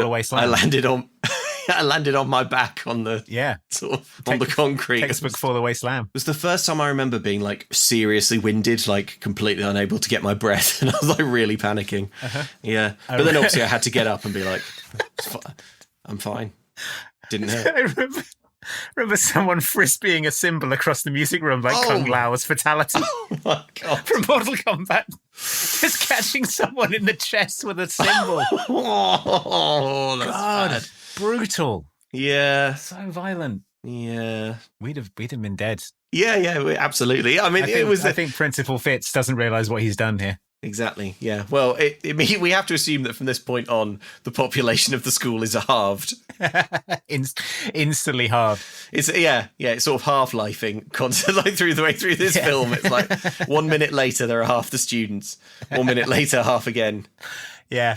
Well, into this cauldron of violence steps Principal Hockenberry. He's returned and he's mad. Yeah. We see the vice principal. He's happy about this new situation. I agree that rules blow, he says. I am cheese. I am a stinky cheese. And then he jumps into Fitz's arms. Yeah. So here comes Principal Hockenberry. He's managed to escape his medical confinement. He's still angry and stained. He stumbles into the cafeteria to find that it is descended into total skateboard toilet paper anarchy. He demands to see Dr. Baxter, and he spots the actor who he's sort of pointed at, like, oh, there's Baxter. And he points over to where the actor is chatting with John in the cafeteria. And he follows them to the counsellor's office where we overhear John nervously trying to fire the actor. He says, "No, I'm finally reaching these kids. Don't fire me now. I've had a breakthrough with the square-headed kid with the funny nose. He's finally feeling good about his looks." Again, it's good writing. We see Principal Hockenberry is trying to observe this through a window on a fire escape outside, but he gets attacked by Fitz's dog, falls off the fire escape, falls at least 3 stories, and then we smash cut to an ambulance. The ambulance sees the red all over his face and says, "Get protective gloves. We've got to get him to the infectious disease ward." He's dragged back. We cut to Hockenberry wakes in hospital, restrained and screaming. He's like chained to a bed now. It's really good. You would really like Mouse Hunt. Okay, fine. We cut to Peter and Roxanne's big date. They're in a stuffy restaurant. They're kind of sat by the kitchen door. It keeps banging into the table every time it swings open. He's nervous. The waiter's all snooty. He asks what he would like. And in another dream sequence, we see them say that they just want to get out of here, and it ends with Peter passionately kissing Roxanne. But the dream is just that, and he weakly responds, "Chicken." Then she says that she isn't having any fun. And then this is weird. She's like, "I want to get out of here." And then we cut to the two of them riding a scooter into the sunset while a Mark Mothersbaugh take on "Just Can't Help Falling in Love with You" by Elvis. Is that by Elvis? Yes, something like that. Wise men say, that one, only fools. Yeah, that's Elvis, right? Anyway. The point is, are they really on a scooter? Is this real? Or is it more? I think it's real. No, that's the problem. Peter has established himself as a kind of insane fantasist. So you have to take anything where it's just Peter and John isn't there with a sort of grain of salt. Okay, who knows? But whatever, it doesn't really matter. Yeah. So we cut to the school again. It is total toilet paper anarchy, boomboxes and skateboards everywhere. Children are driving cars around the quad in slow circles. Yeah. There's a big bonfire. Yeah. 2 children are being roasted over it on a spit. It's full Lord of the Flies here. Celia's trying to teach the history of World War I, and Fitz comes in to watch. She says that Archduke Ferdinand was assassinated by Gavrilo Princip incorrectly. Anyone who knows World War I history knows his name was Gavrilo Princip. She's written on the board Princips. She doesn't know what she's talking about. This is a problem because the point of this film is supposed to be she's there. Her evaluator is there. So she's only recently passed her, I don't know, exams to be a teacher or something. Yeah. And an evaluator is here to make sure that she's kind of on course and has the ability to take away her teacher's license or whatever, her gun and her badge. Mm-hmm. So this evaluator is sitting at the back of the class. And the point of this scene is that because of Fitz's anarchic, there are no rules thing, now the children aren't listening at all, and she is completely unable to teach the children, and the evaluator is like, oh, I see you're a bad teacher. The problem is that she is doing bad teaching objectively, because as you say, it's wrong, and she's like stammering her way through this very basic World War I history. Yeah, she's like reading the Wikipedia entry for World War I and getting it wrong. Yeah. And the evaluator like shakes their head and makes a note, and we're supposed to be like, oh no, Fitz's rules are making her do badly. I don't think she should be a teacher. She's doing an incredibly poor job. So Fitz chases the assessor after she leaves. It's not her fault, Fitz tells her. You see, I've recently declared all crime legal in the school, so... I've recently turned it into sort of RoboCop 2 Detroit here in the school, and... There's sort of flaming oil drums in the hallway and stuff. The evaluator, she says that she wasn't assessing the school, but Miss Shine, and she's failing her. Her credentials are officially revoked. She drives away, and Fitz, for the first time, looks conflicted about his irresponsible lifestyle. Even though the halls are full of toilet paper chaos and rock music. Yeah, which he likes. He roams the halls. It's like Woodstock. Bill Nye, the science guy, attempts to teach science to a completely empty room. Yeah. There is a handmade poster on the wall that reads, Dr. V set us free, which I like. He goes into his office, and the vice principal and the secretary are doing a cat's cradle together. He says, get the school board on the line. But the vice principal says, oh, by the way, the computer's ready, so you can get into those transcripts whenever you want and change the demerits on whoever you like. There are no rules. There are no rules. He looks pensive. Get me the school board, he says. So we get a brief shot of Miss Shine packing up her things in a cardboard box. Fitz barges in. He tells her that he's appealed the decision. There's a 3-person review committee coming to see how she does in her next class. She says don't bother, she's quitting teaching. You're a great teacher, he insists wrongly. The problem was me. No, she says, the students don't listen to me. I'm boring. I even bore myself. And Fitz, well, he shoots his shot. I'm boring. You're not. I am. I bore myself. Would I be here if I thought you were boring? Would I have arranged my whole day just so I could bump into you if I thought you were boring? Would I review every conversation we had to remember exactly what you said if I thought you were boring? Would I be smelling your perfume all day if I... So I didn't say that. Rewind.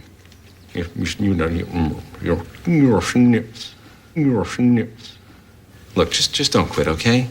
We can make it work, believe me. I could help you become a better teacher, and you could help me become a better principal. Okay? Deal? Would I be smelling your perfume all day when you're not looking if I found you boring? Would I have plans to imprison you in a cellar and make a suit out of your skin if I found you boring?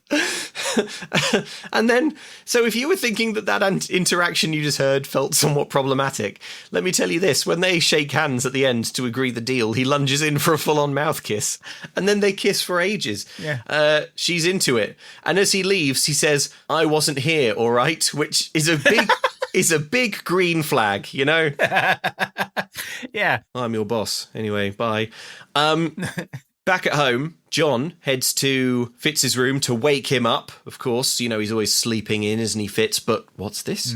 He's not in his bed. Wait a minute. And the bed is made. What's going on?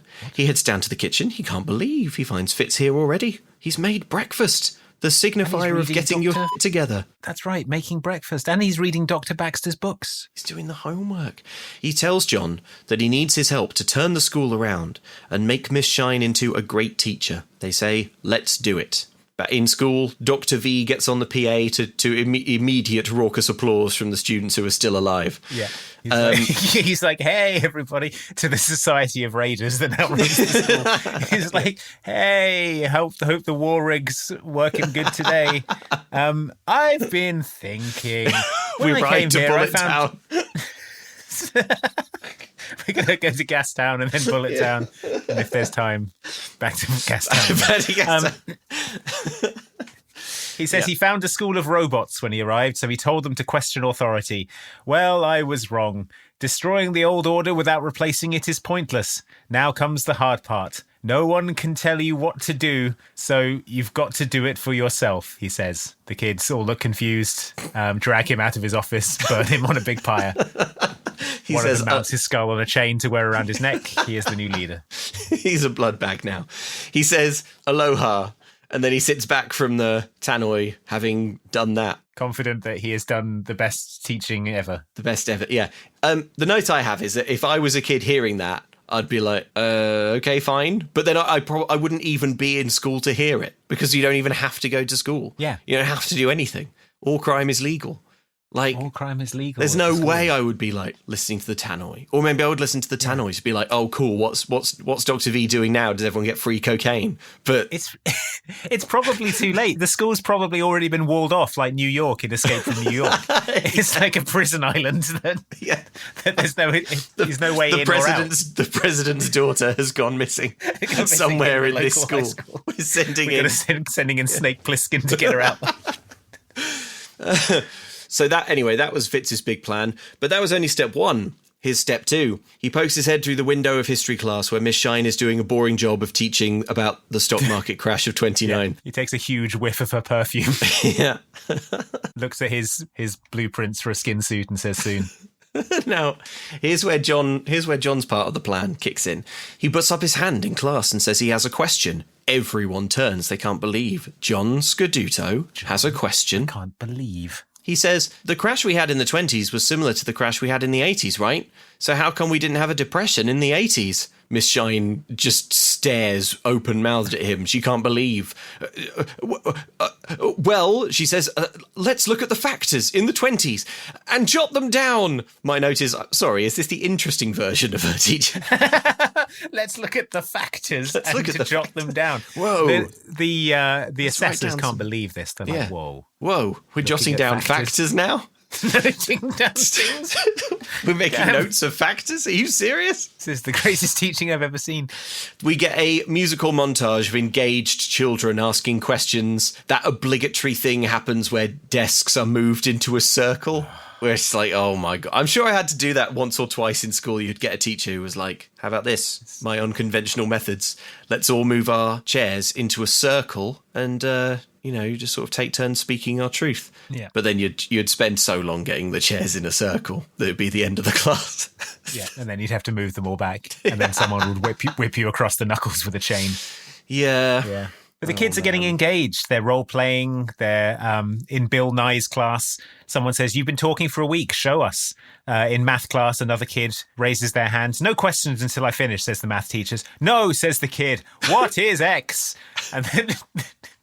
Why won't you just tell us what X is? And the teacher's like, damn, I never thought to do that. I think this is a misunderstanding of the lesson, though, isn't it? Like, surely he's not he could tell them what X is, but the point isn't to know what X is in this one example, is it? It's to be able to figure out X in a number of situations. Well, it's more efficient if you just know what X is, isn't it? Oh, go on then. It's 15. There you go. Now you can do all algebra. Yay! I've given you the answer. I've given you the answer. I've given you the secret.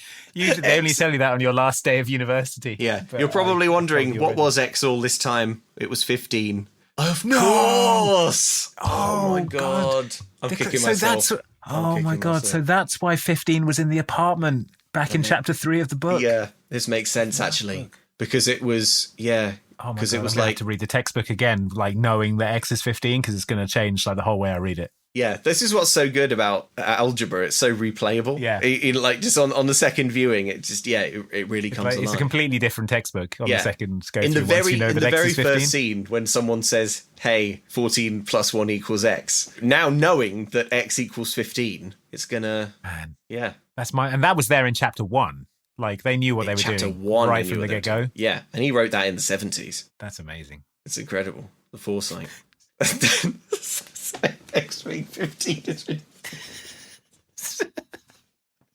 So the teachers are all what's going on? The kids are engaged in asking questions. I don't like it. So the teachers are all annoyed, except for Miss Shine, who's delighted.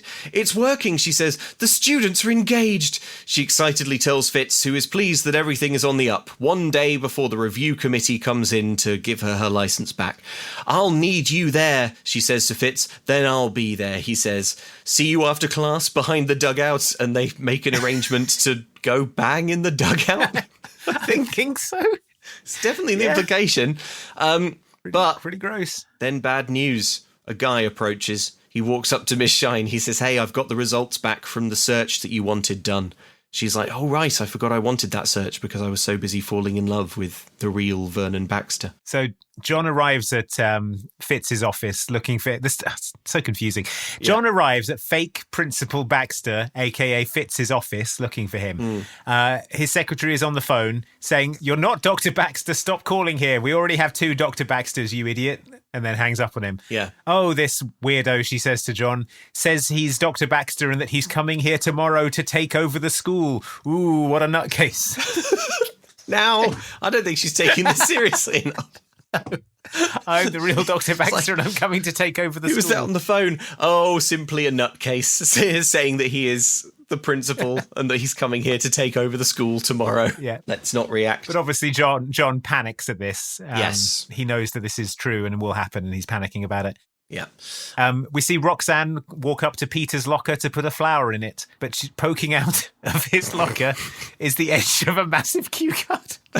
A massive Love Actually cue card of all the cool bad boy things he was told to say. Yeah. She finds Peter and shoves them at him. I can explain, he says weakly.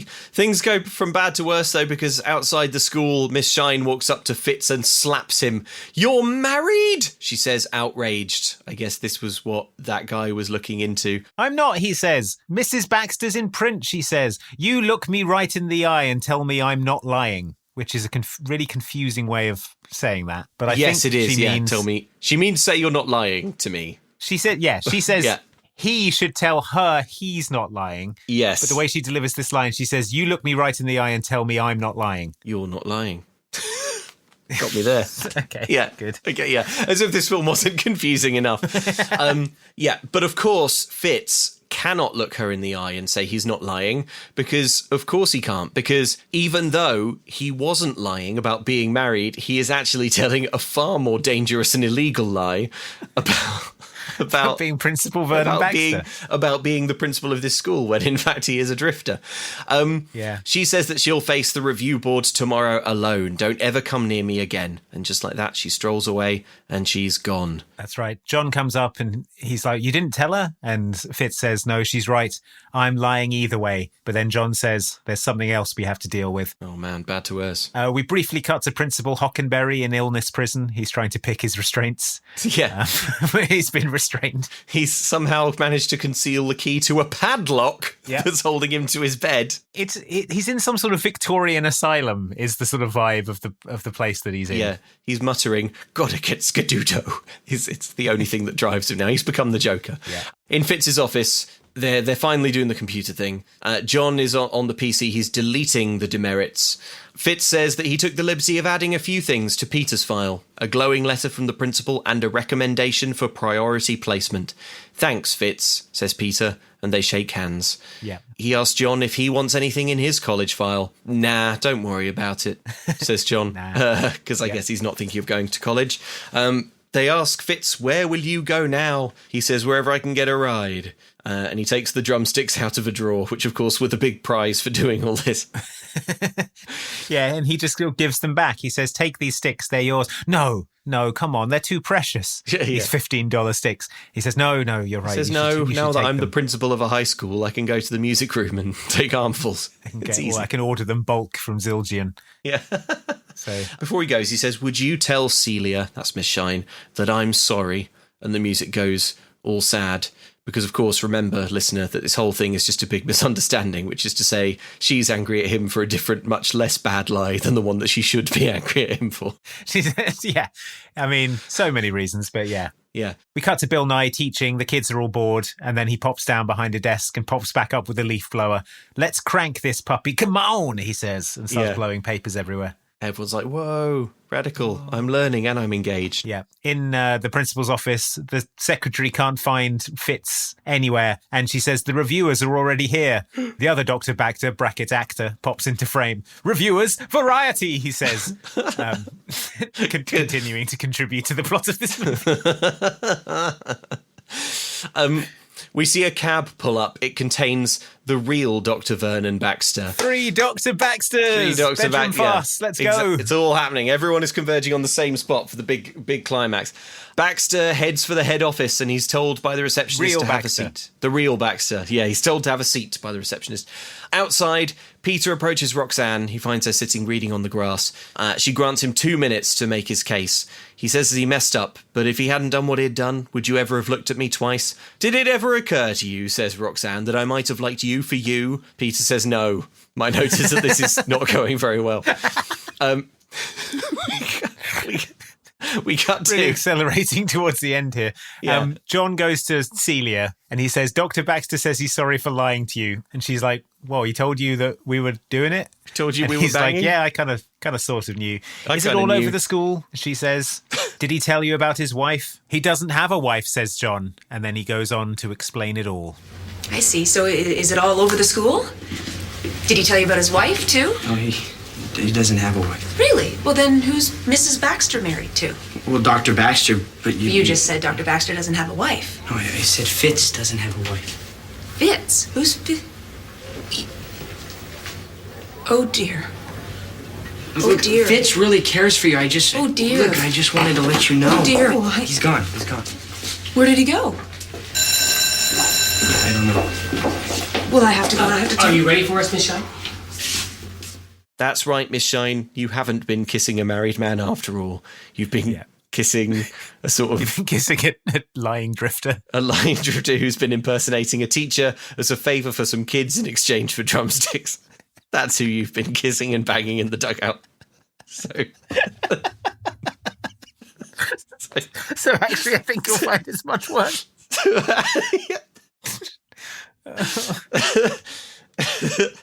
Elsewhere, Roxanne doesn't want to listen to Peter anymore. He chases her and grabs her arm. Will you go out with me? Okay, she says, but you've got to do one thing first. Kiss me so hard my head explodes. And then they kiss. But it turns out that it's all another dream because Peter is a fantasist. Another one of Peter's creepy fantasies, yeah. And then we see what happens in reality. She walks off and he just watches her go. But oh no, wait, no, he's finally summoning his courage. He's on his feet. The Elvis song is playing. Roxanne, he says, will you go out with me? No cue cards this time, she says sarcastically. No, he says, this is the real me. And she nods, agreeing to go out with him, which means that Peter has completed his arc, whatever it was.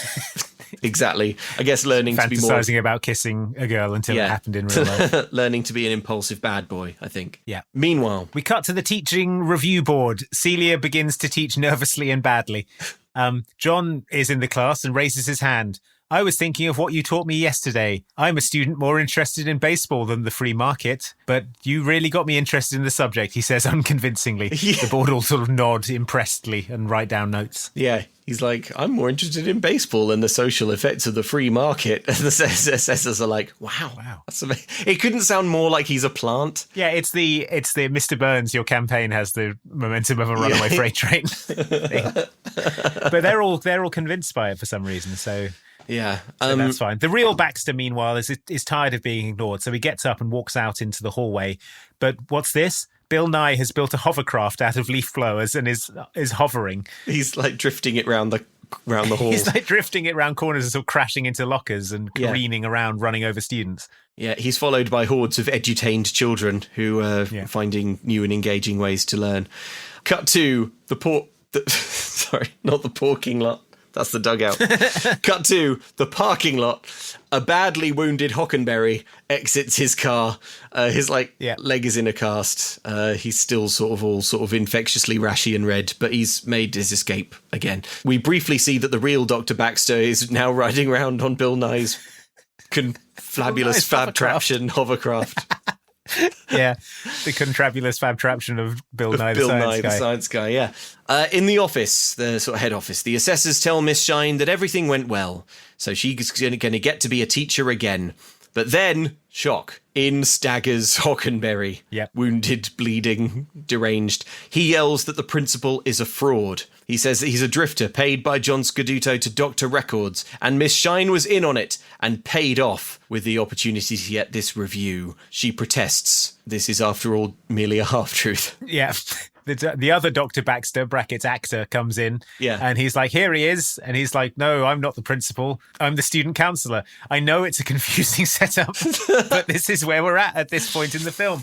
Yeah. So they ask Hockenberry, do you have proof? He says, oh, I know what Dr. Baxter looks like, which, sidebar, is a massive problem because it's a big important plot point for this film that no one has ever seen Dr. Baxter, and he operates from the shadows, even though he does we do see him go to a convention in, where was it? In Zurich. Yeah. Yeah. And also... presumably he wears a sort of featureless metal mask most of the time when he's at the convention. And with a voice changer, just sort of imparts educational theory. Yeah, so he can live a normal life. He's not being mobbed by up to one person a week. Oh my God, he's done it again. Is this Doctor Doom figure telling you just gotta punish children? Like, well, good. He says what we're all thinking. So he says, yes, I know what Dr. Baxter looks like. This is Hockenberry now. And this, gesturing to the actor, is not Dr. Baxter. The actor says, I was offered the role of principal, but turned it down for the meatier supporting role of student counsellor. And then he starts to explain his acting method, but Hockenberry tears off the actor's fake moustache. See, he's a fake, he says. Who put you up to this? It's time for someone to make a heroic stand and probably go to jail for a long time. So in comes Fitz. He says he doesn't know anything. I'm responsible. Just me. It was all Scaduto's fault, wasn't it? Says Hockenberry. Send in John Scaduto, says Fitz over the intercom, because he still hasn't figured that out. And then he says he does a big speech. He turns on the PA so that the whole school gets to hear it. John had nothing to do with this. It was me. Only me. Look, I came to this school not caring about anything. But you know what? A funny thing happened to me when I got here. I learned something. I learned that if you put your mind to it, you could be anything you want. I also learned that I do care. And that's why I came back. Thank you, Billy Graham. Look! Here's the real Dr. Baxter. Dr. Baxter! Dr. Baxter! It's so good to see you. Tell him who the real principal is. This school has changed a lot since I considered working here. I've been viewing some of your classes, and I've found the teaching is creative, the library is full, the food is edible, and the students are governing themselves. Who's the real principal? You're looking at him. We get a shot of the kids sort of listening to this at some point, and one of them has a full goatee. I don't know. Well, if you noticed that. But well, he probably... It's about 35. They probably, killed a weaker student and have just sort of taken his hair. He's part of the marauding raider gang. Yeah. He just joined up because he wanted to be a raider. Glued his hair to his face. So, who's the real principal? You're looking at him. Dr. V, Dr. V, all the kids chant. Yeah. But he isn't, though, is he? No. He isn't the real principal. So everyone claps. Hockenberry is dragged off by medics for another skin peel. It's like the medics just turn up and sort of drag him screaming out of his school. Yeah. He's like, you're a fake. He's shrieking about fakes as he's dragged away to have his skin peeled off. Yeah, they're like, more time for another skin peel. Come with us. Yeah. So Fitz and the actor stroll away. I've got to apologise to someone, says Fitz. He's talking about his dog for some reason. Yeah. The dog is sat there with a cardboard sign that says anywhere written on it. He's about to leave and I guess go ride the rails some more, but Miss Shine catches up to him. You didn't say goodbye, she says. Look, he says, I'm not the real thing. But you've had such an effect on these kids, says Miss Shine. Yeah. They're asking questions and now they want the answers. They need you. You're inspirational.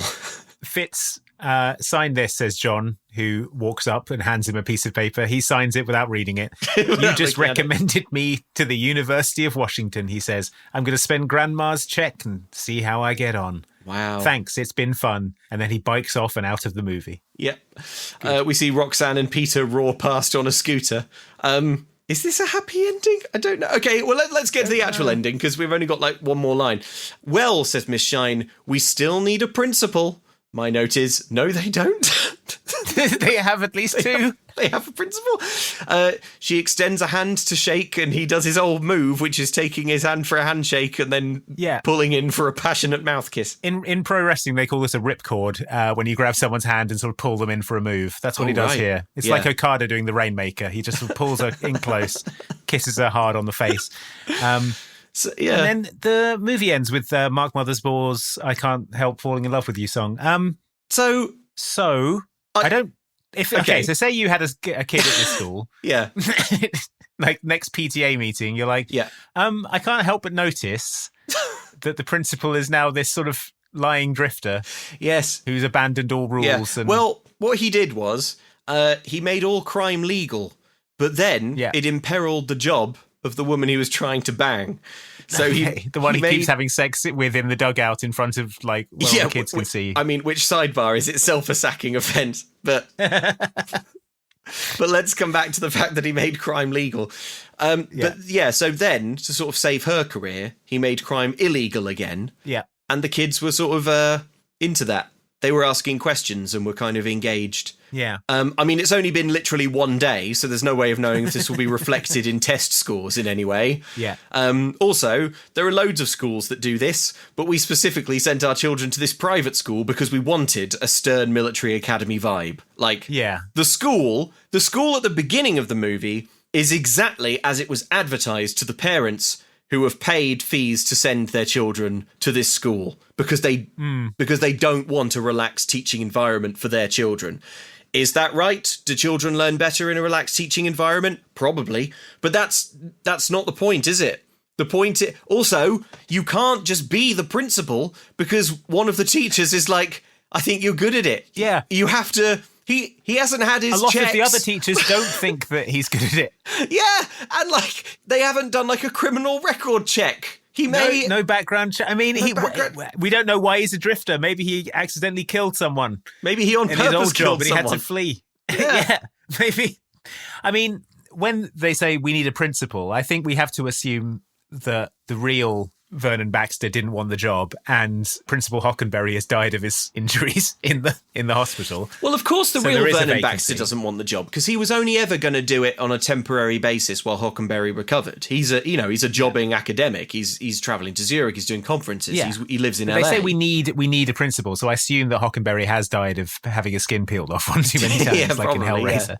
Yeah. So there is a vacancy, but I don't think you can fill it just by one teacher saying you're good at it. Yeah. And especially not if you're having sex with that one teacher. Yeah, and especially not if you've spent the last 90 minutes being provably not good at it. And especially not if you're not even a teacher, have no teaching qualifications, and are just some dude who two children said, will you pretend to be our principal as a favour for us and we'll give you some drumsticks? And he was like, yeah, man. It's like, yeah, man, sounds cool. I don't know, will I get to follow this hot teacher around? The implication is that from now on, he's the principal of the school. So the film ends with Fitz is now the principal forever, and Hockenberry, whose only crime was being a very strict principal, has his skin peeled off until he dies. Until he dies of it. Yeah. So look, I don't want to... What are we to take from this? The ending is very, very weird. I can't believe that they couldn't figure out an ending for this movie where none of the fraudsters are the principal. Couldn't Miss Shine be principal? Stand-in principal? You've demonstrated it. Or the real Vernon Baxter could do it and be like, well, until we find a replacement principal, I'll do it. And I'll be teaching your methods because I can see that they're cool and they work now. And then he could be like... Fitz, I can see that the kids respond to you and I think you'd make a great teacher. I'm going to take you under my wing, teach you how to be a teacher. We can get you all the proper qualifications and background checks. And then eventually you can be a principal someday once the parents are all comfortable with having you around their children. Yes, exactly. And probably also maybe stop banging Miss Shine. That's or at least stop doing it on school property during school hours, or trying to cut down in the open. So anyway, not much to ask. That's Principal Takes a Holiday. The plot is, it all gets a bit ridiculous at the end, but it's hard to mind too much because there were some genuinely very tightly written comedy scenes in here. It's funny, it's well written. I don't think we needed the third Vernon Baxter, but I enjoyed all of his scenes, the actor one. The Rorschach bit was pretty funny. Yeah. Okay, Andy, can I read you an email? Yes, please. This comes via Matt, and it regards Den Brother. Den Brother. Horrible to say still. Matt says, hello. I was listening to the episode Den Brother, and at around the 1 hour 30 mark, Rachel suggests selling blood. I laughed at the little girl suggesting it, until I remembered the time we did that. When I was in Boy Scouts, we had a combined budget with the church-sponsored Young Women's Group. One year, when they could not convince enough scouts to sell flags for both the Scout week-long, which cost $500, and the Girls' Camp, which cost $2,500 at a fancy resort, which were the planned trips. So instead, they convinced parents to sign up to sell plasma. Since our bishop, brackets Mormon rough equivalent to a priest, worked at Griffles, they agreed to do a special rate. This worked, and many parents sold their plasma, some several times, to raise the ridiculous funds. It had never occurred to me how insane it was that people repeatedly sold their blood to get their kids out of their hair for a week. Thanks for all the laughs, Matt. Matt, that's amazing. And messed up. That's nuts. Why were the parents... I mean, look, if you're willing to sell a lot of your blood to get your kids out your hair for a week at scout camp, maybe you'd be prepared to send your kids to a less prestigious and fancy camp. That is absolutely... It's still... I find it odd that you get paid for donating blood in America. Yeah, you don't get... You do it for... You donate blood. Here. You donate blood very regularly, Andy, and yet you do it for, you do it for no money. I get a cup of tea and a Kit Kat when I've done it, and that's all I get. And then you sell that tea and Kit Kat for some money or something? Yeah, and then I go outside, I walk around the streets asking if anyone will buy this cup of tea and Kit Kat. Will you buy this wonderful Kit Kat? Who will buy my wonderful Kit Kat? But anyway, Matt, the point is, that's a great email. Thank you very much. I can't believe your parents sold all their blood. Yeah. But how nice of them. That's devotion. Yeah. If you want to email the podcast, then you are free to do so. Permission is granted. Yeah. You can. There's no rules. There's no rules. We've got rid of them. For free, you can email momcan'tcookpod@gmail.com. Wow. It costs free? nothing to email the podcast. For free. Are you sure? Yeah. Wow. We'll let you email the podcast for free. That's amazing. Many We're so podcasts generous. wouldn't. No. Many podcasts. Kermode and Mayo want 50 quid if you want to send them an email. 50 quid? 50 quid, They told me it was £850 Oh. per paragraph. Okay. Yeah. And you've got a lot of paragraphs to get. I've got a lot of paragraphs to send Kermode. Less so Mayo.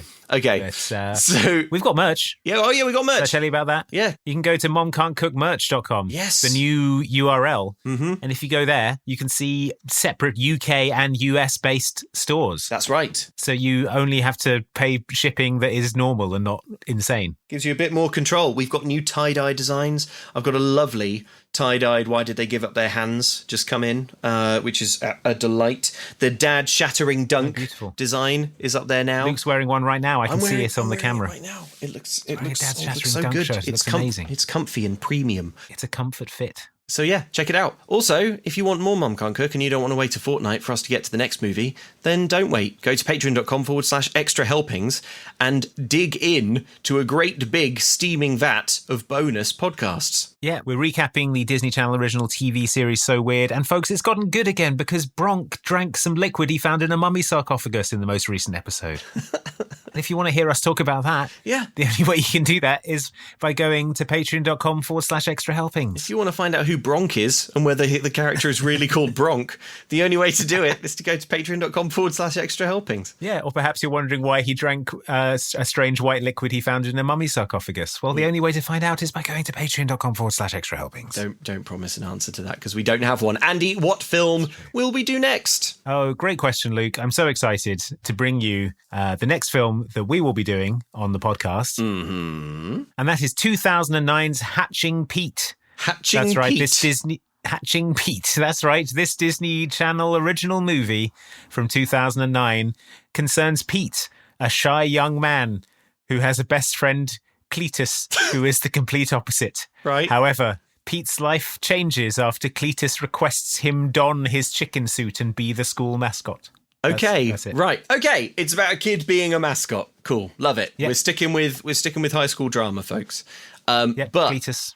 I'm super excited because we're not far off Halloween season, are we, Andy? We've got Halloween coming in hot we're going to be doing Return to Halloween Town. Oh my God, the fourth and mercifully final Halloween Town movie. So far, yeah, that's right. I mean, there's an awful lot of life still to live, isn't there? Who knows? They redid Under Wraps. They did redo Under Wraps. Yeah. Halloween Town could be next. We'll do the remake at some point. Okay, folks, thank you so much for listening. I'm the real Luke Westaway, and I'm.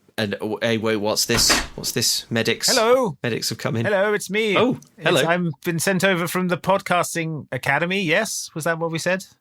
Yes, something like that. Yeah. Yes. Yeah. Yes, my name's Gavrilo Prisips, and gosh. I'm here to say that Luke is a very fine podcaster. And wait, who's that over there? No. No, don't worry, I'll get him. I've got a bomb or something. Throw it at him. There we go. Someone needs to brush up on their World War I history. I'm calling this shine. And I think you've all learned something there, podcast listeners. You see, learning can be fun. Learning can be fun. So yeah, it's a little bit of edutainment for you there. I don't think learning actually can be fun, can it? No. I'm just genuinely thinking, can learning be fun? No. I don't think so. No. If you take nothing else away from this podcast, learning can't be fun. Doesn't mean you shouldn't learn, but also maybe it does mean you shouldn't learn because it's not fun. Yeah. We're not on Earth for long, are we? No. Maybe stop learning because it isn't fun. Yeah. Thanks for listening. You know what is fun? Skateboarding. Oh, no, wait, you have to learn how to skateboard. Oh, God. You have to learn that so much. It's so hard. Yeah. Don't skateboard. God. What's something fun that you don't have to learn? Smoking.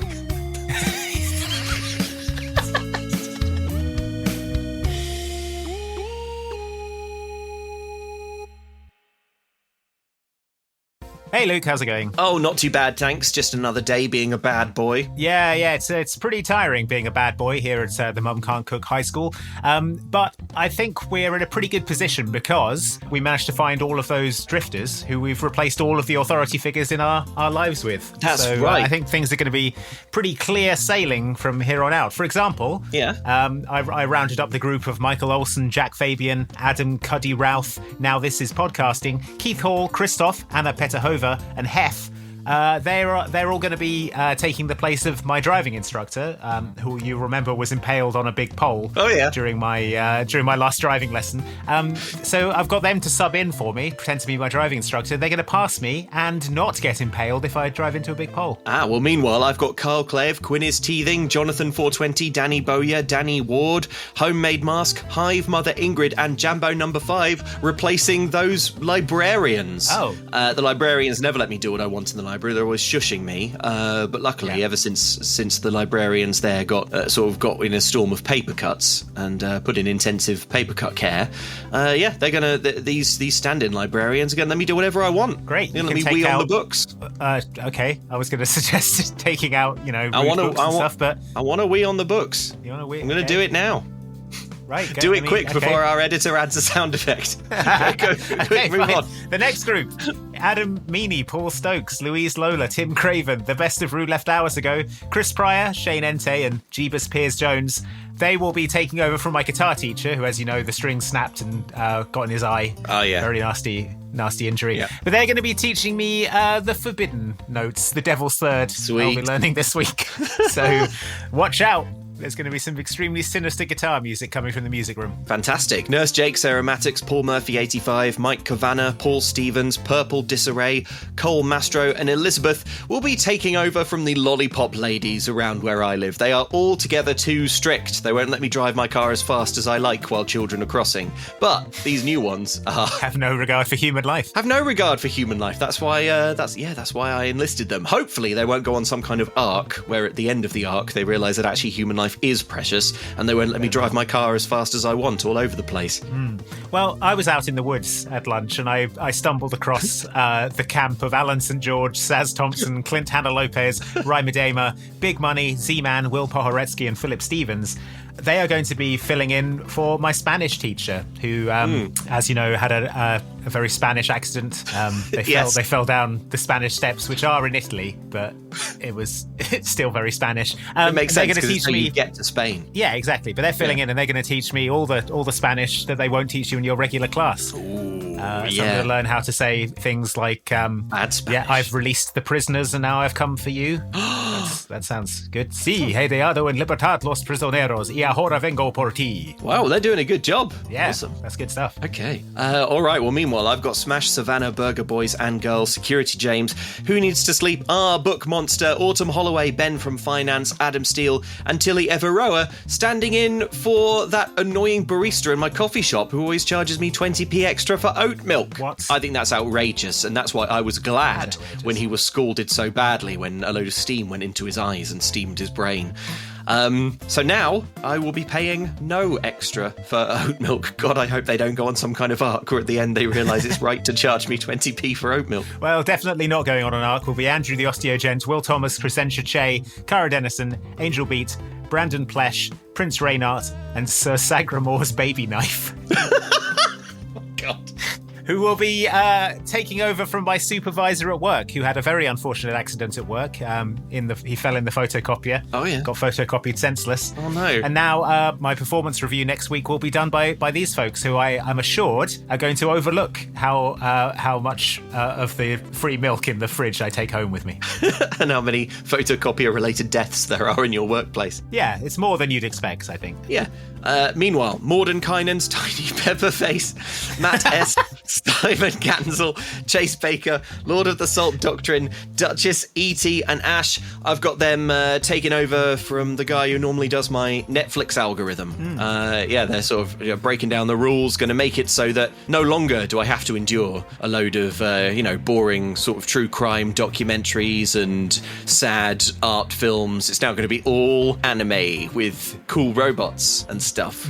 Yeah, it's going to be all money heist. It's going to be all money heist and robot animes for cool guys. Yeah. Thanks very much, stuff. Cool guy Netflix algorithm people. Well, I went down to the river under the bridge over there, and I came across Andrea Pallas, John Sharplin, Michael Saul, Michael Hayden, Danny Cap, Hypermole, Tony B, and Moist Rippings, and they're going to be subbing in for the immigration officer at St Pancras International. Okay, and they're gonna let me back into the country, no questions asked, with way more wine than I'm allowed to bring in from France. Oh, that's good. So that's I know. Good. I know. They better not go on an arc where they realise that import tax is good or something. are actually good. And also it's probably wise if I'm not allowed to have that much wine. Ethan Pearson, Clarky the Bearded Coach Driver, Blake, Zora Stingray, Crapolio, Courtney Rail, Liz L and Adam Snig. They are taking over from the folks who run the ice cream van in my area. Whenever the ice cream van comes into town, I say, can I have one more flake? And they say, no, you only get one flake per 99. And that's why I was glad when an ice cream cone rolled under their brake pedal and they went into the river and all drowned. So from now on, it's gonna be flakes galore. 4 flakes, 5 flakes. The kids in my neighbourhood can't believe. Well, finally, I did come across the group of Business Corgi, Kyle Bain, The Monk, Daniel Rogers, Limited Patience Kiz, Seish, Hannah Kirchner, Minnie, Jotham von Clara, Snowy Owl, and Julian Rundlet, and they are going to be taking the place, without anyone's knowledge, of the weather presenter on the news. Because I've got a big barbecue coming up, and the weather presenter keeps saying it's going to rain. Right. Don't like that. So unfortunately, they did fall into the sun, and now they're being replaced by these guys who are going to tell everyone that the weather's going to be nice. And I'm a firm believer of, like, if you believe it, it's going to come true. So what was it in Susie Q? The wacky weather report. The wacky weather report. Yeah. They say it's going to be sunny when it's actually going to rain, and you can't get much wackier than that, can you? Pretty wacky. So, all right, thanks everyone. Looks like our lives are going to be Oh no, everyone went on arcs. Stop going on arcs. Our lives went back to bloody normal. God, turns out everything in society is perfect now. Damn it! I didn't need to push my supervisor into the photocopier after all. We don't need to. We don't need to do art or poetry or go on arcs.